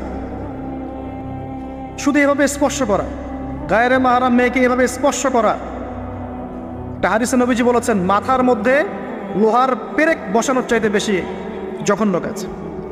মানে একবার করে স্পর্শ করার শাস্তি হচ্ছে মাথায় আল্লাহ পাক লোহার পেরেক বসাবে। আর বিবাহিত, এটা তো বললাম অবিবাহিত জেনারেশন, যাদের মধ্যে আবেগটা বেশি থাকে। আর যারা বিবাহিত দেখবেন ওদের মধ্যেও বিভিন্ন সিরিয়াল দিয়ে, সিনেমা দিয়ে, মুভি দিয়ে, নাটক দিয়ে পরকীয়ার দিকে উস্কানো হচ্ছে। মনে হচ্ছে পরকীয়া একটা স্বাভাবিক বিষয়।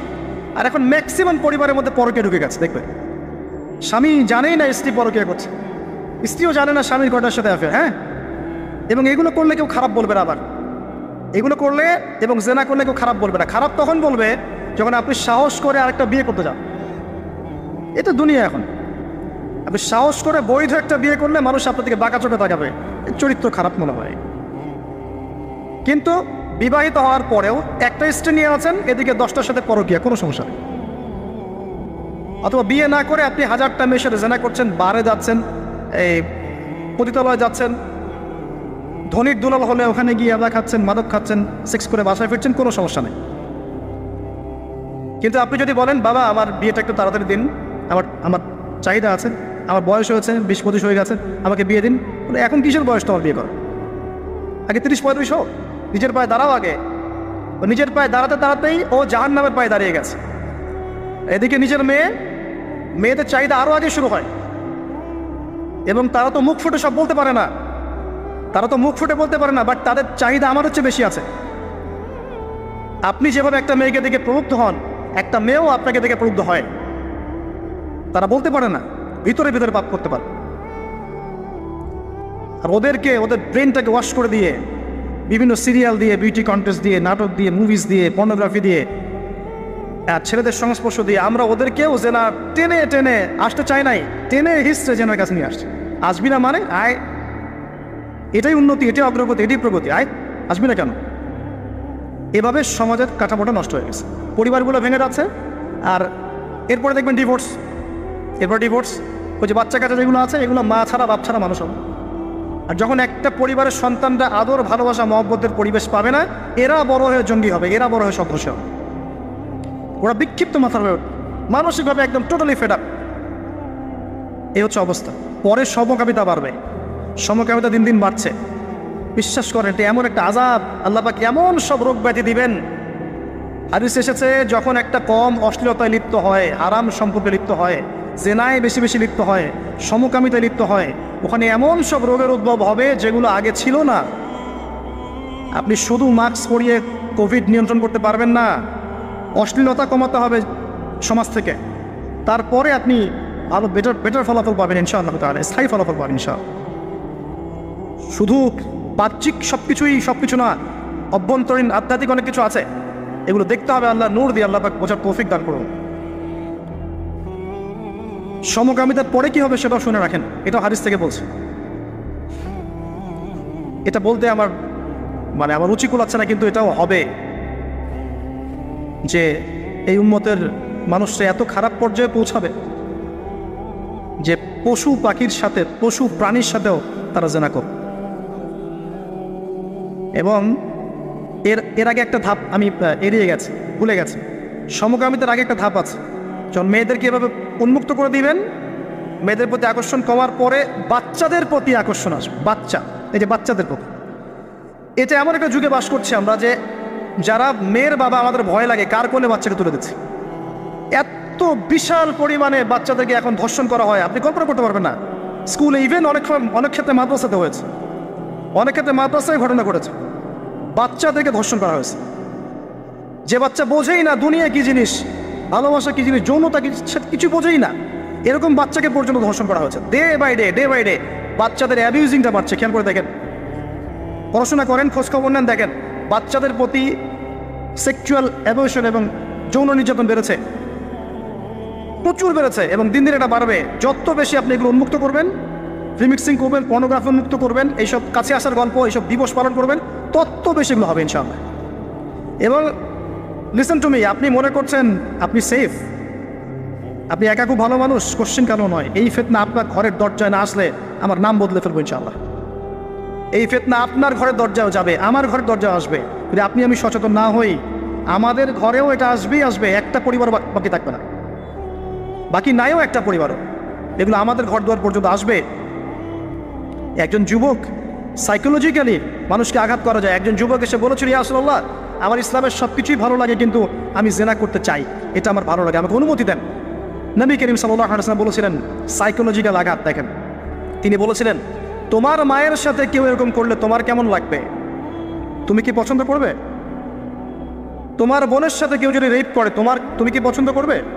তোমার সন্তানকে, তোমার খালাকে, তোমার মামিকে একটা একটা করে বলতে আছেন, তুমি কি পছন্দ করবে? এই আঘাত সেই যুবকের হৃদয়টা ক্ষতবিক্ষত করে ফেলবে। তিনি বললেন, না ইয়া রাসূলুল্লাহ, আমি তো কখন পছন্দ করবো? নবীজি বললেন, তুমি যাদের সাথে এগুলো করতে চাচ্ছ তারাও কারো না কারো মা, কারো না কারো বোন, কারো না কারো স্ত্রী, কারো না কারো সন্তান, কারো না কারো মেয়ে। তিনি হাত বুলালেন, হাত বুলিয়ে দোয়া করলেন, আল্লাহ তুমি এই যুবকের হৃদয়টা পবিত্র করে দাও। এরপরে এই যুবক কোনোদিনও কোনো গায়রে মারা মেয়ের দিকে চোখ তুলে তাকায় না। এখন সার কথা হচ্ছে,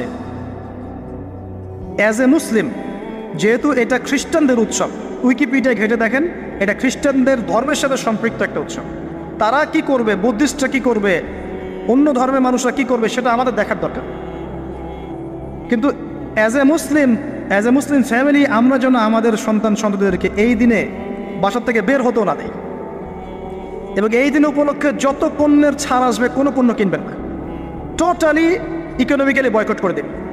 কারণ এর পিছনে শুধু জেনা উস্কিয়ে দেওয়াই উদ্দেশ্য ছিল না, উদ্দেশ্য ব্যবসাও ছিল, এর পিছনে ব্যবসা ও বিজনেস উদ্দেশ্য ছিল। আর এদের চরিত্র আল্লাহ পাক উন্মুক্ত করেছেন সূরা নূরের মধ্যে।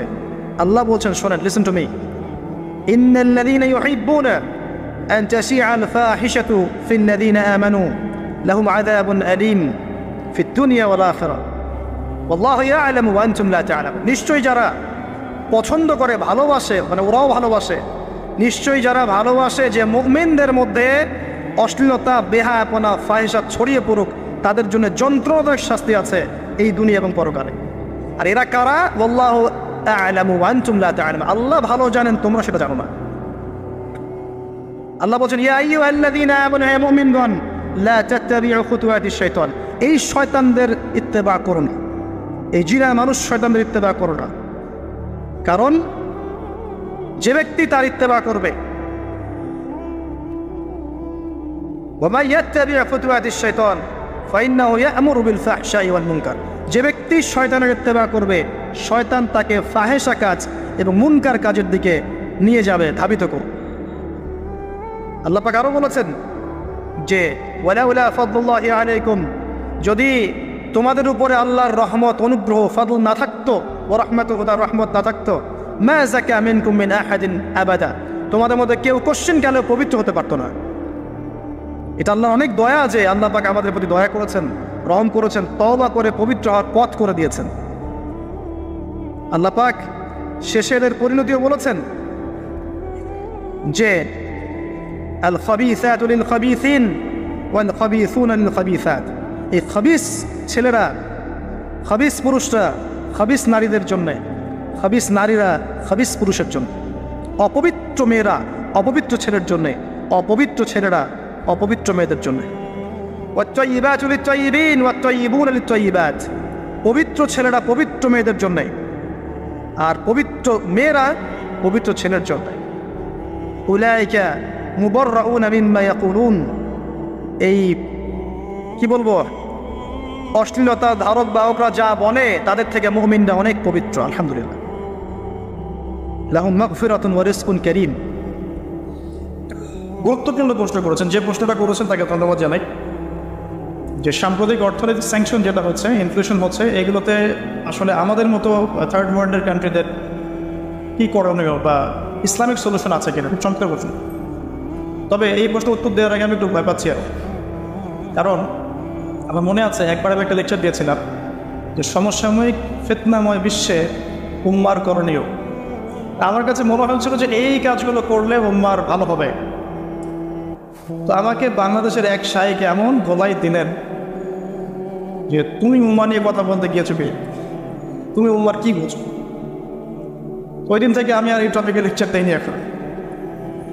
তো ওই দিন খুব কষ্টও পেয়েছিলাম, তখন মনে হচ্ছিল যে তাহলে উম্মা নিয়ে চিন্তাভাবনা কি শুধু এক শ্রেণীর মানুষই কম, আমাদের কোনো রাইটস নাই উম্মা নিয়ে কথা বলার? কী কী কাজ করলে উম্মার কল্যাণ হবে এটা নিয়ে বলার কোনো অধিকার আমাদের নাই। যেটা আমরা বলি যে সবাই যদি জ্ঞান অর্জন করে উম্মার জন্য কল্যাণ, সবাই যদি জ্ঞান অনুযায়ী আমল করে উম্মার জন্য কল্যাণ, ইসলামিক নলেজের সাথে যদি জেনারেল নলেজ একসাথে পড়াশোনা করে উম্মার জন্য ভালো হবে, সায়েন্সের দিকে অগ্রগতি করলে উম্মার জন্য ভালো হবে, ফ্যামিলিগুলো যদি আমাদের ইসলামিক হয় ভালো হবে, আমরা যদি ইউনাইটেড ওয়ান উম্মা প্ল্যাটফর্ম ক্রিয়েট করতে পারি বা এই কনসেপ্ট ব্যবহার করে উম্মার জন্য ভালো হবে, ইকোনমি সমৃদ্ধ করতে পারলে ভালো হবে, পলিটিক্যাল লিডারদের সাথে ফাসাদে না জড়িয়ে তাদেরকে সদুপদেশ দেওয়ার মধ্য দিয়ে যদি রাষ্ট্রকে উন্নত করা যায় উম্মার জন্য ভালো হবে, এই কনসেপ্টগুলো বলার অধিকার তাহলে আমাদের নাই। সেদিন আমাদের কাছে মনে হচ্ছিল আর কি। তো এখন যে প্রশ্ন করেছেন তো আরও বিপদে পড়তে যাচ্ছি আর। তো তারপরে আমি আমার ক্ষুদ্র জ্ঞানে কয়েকটা পয়েন্ট বলছি, যে পয়েন্টসগুলোর উপর যদি আমল করা যায় ইনশাআল্লাহ তাআলা ইকোনমিক সেকশনে ব্যক্তি, সমাজ, পরিবার, রাষ্ট্রের জন্য ভালো হবে চান। এটা আমার ক্ষুদ্র জ্ঞানে, আমার চেয়ে যারা ভালো জানেন তারা আরও ভালো বলতে পারেন। আর আমি বারবার একটা কথা বলি, যে সেকশনে যে বেস্ট তার কাছে সেটা জিজ্ঞাসা করবেন। ইকোনমিক সেকশনে যারা বেস্ট, যারা রাষ্ট্রকে রুল করছেন, লিড দিচ্ছেন, তারা ভালো বলতে পারবেন। তা আমি ইসলামিক বিষয়টার সাথে একটু বা কম্বিনেশন করে একটা অ্যান্সার দেওয়ার চেষ্টা করছি। এক নম্বর, হাতে পায়ে অনুরোধ করছি করজোর করে যে অনতি বিলম্বে জাকাত ভিত্তিক অর্থনীতি চালু করেন। একটা এটা আপনি বুঝবেন না যদি আপনি সেকুলার ইকোনমিক্স সারা জীবন পড়ে থাকেন, ইসলামিক ইকোনমিক্স সম্পর্কে বিন্দুমাত্র ধারণা না থাকে, আপনি বুঝবেন না যে জাকাত ভিত্তিক ইকোনমিক সিস্টেম কি। এই খাতগুলো সম্পর্কে জানেন, ওলামায়ে কেরামদের সাথে পরামর্শ করেন। প্রত্যেক বছর কোটি কোটি টাকা বাংলাদেশে জাকাত তোলা সম্ভব, এবং সেটাকে যদি রাষ্ট্রীয়ভাবে কালেক্ট করা যায়, যাতে নেশার পরিমাণ সম্পদ হয়েছে, এটা দিয়ে অনেক সমস্যার সমাধান হয়ে যাবে রাষ্ট্রীয়। এটা এক নাম্বার, এটা আমার রিকোয়েস্ট। 2 নাম্বার, সকল প্রকার অপচয় বন্ধ করে দিতে হবে। সকল প্রকার অপচয়, শুধু মসজিদের এসির দিকে চোখ দিলে হবে, টপ বটন যেখানেই অপচয় হচ্ছে সেখানেই চোখ দিতে হবে। সলিউশনের ক্ষেত্রে সাম্প্রদায়িক চিন্তা করা যাবে না। মসজিদের এসি কি খুব কোষ করে ফেলেছে? যারা বিলাসিতায় ব্যস্ত আছে দেশে, তাদের বাসায় কি এসি নাই?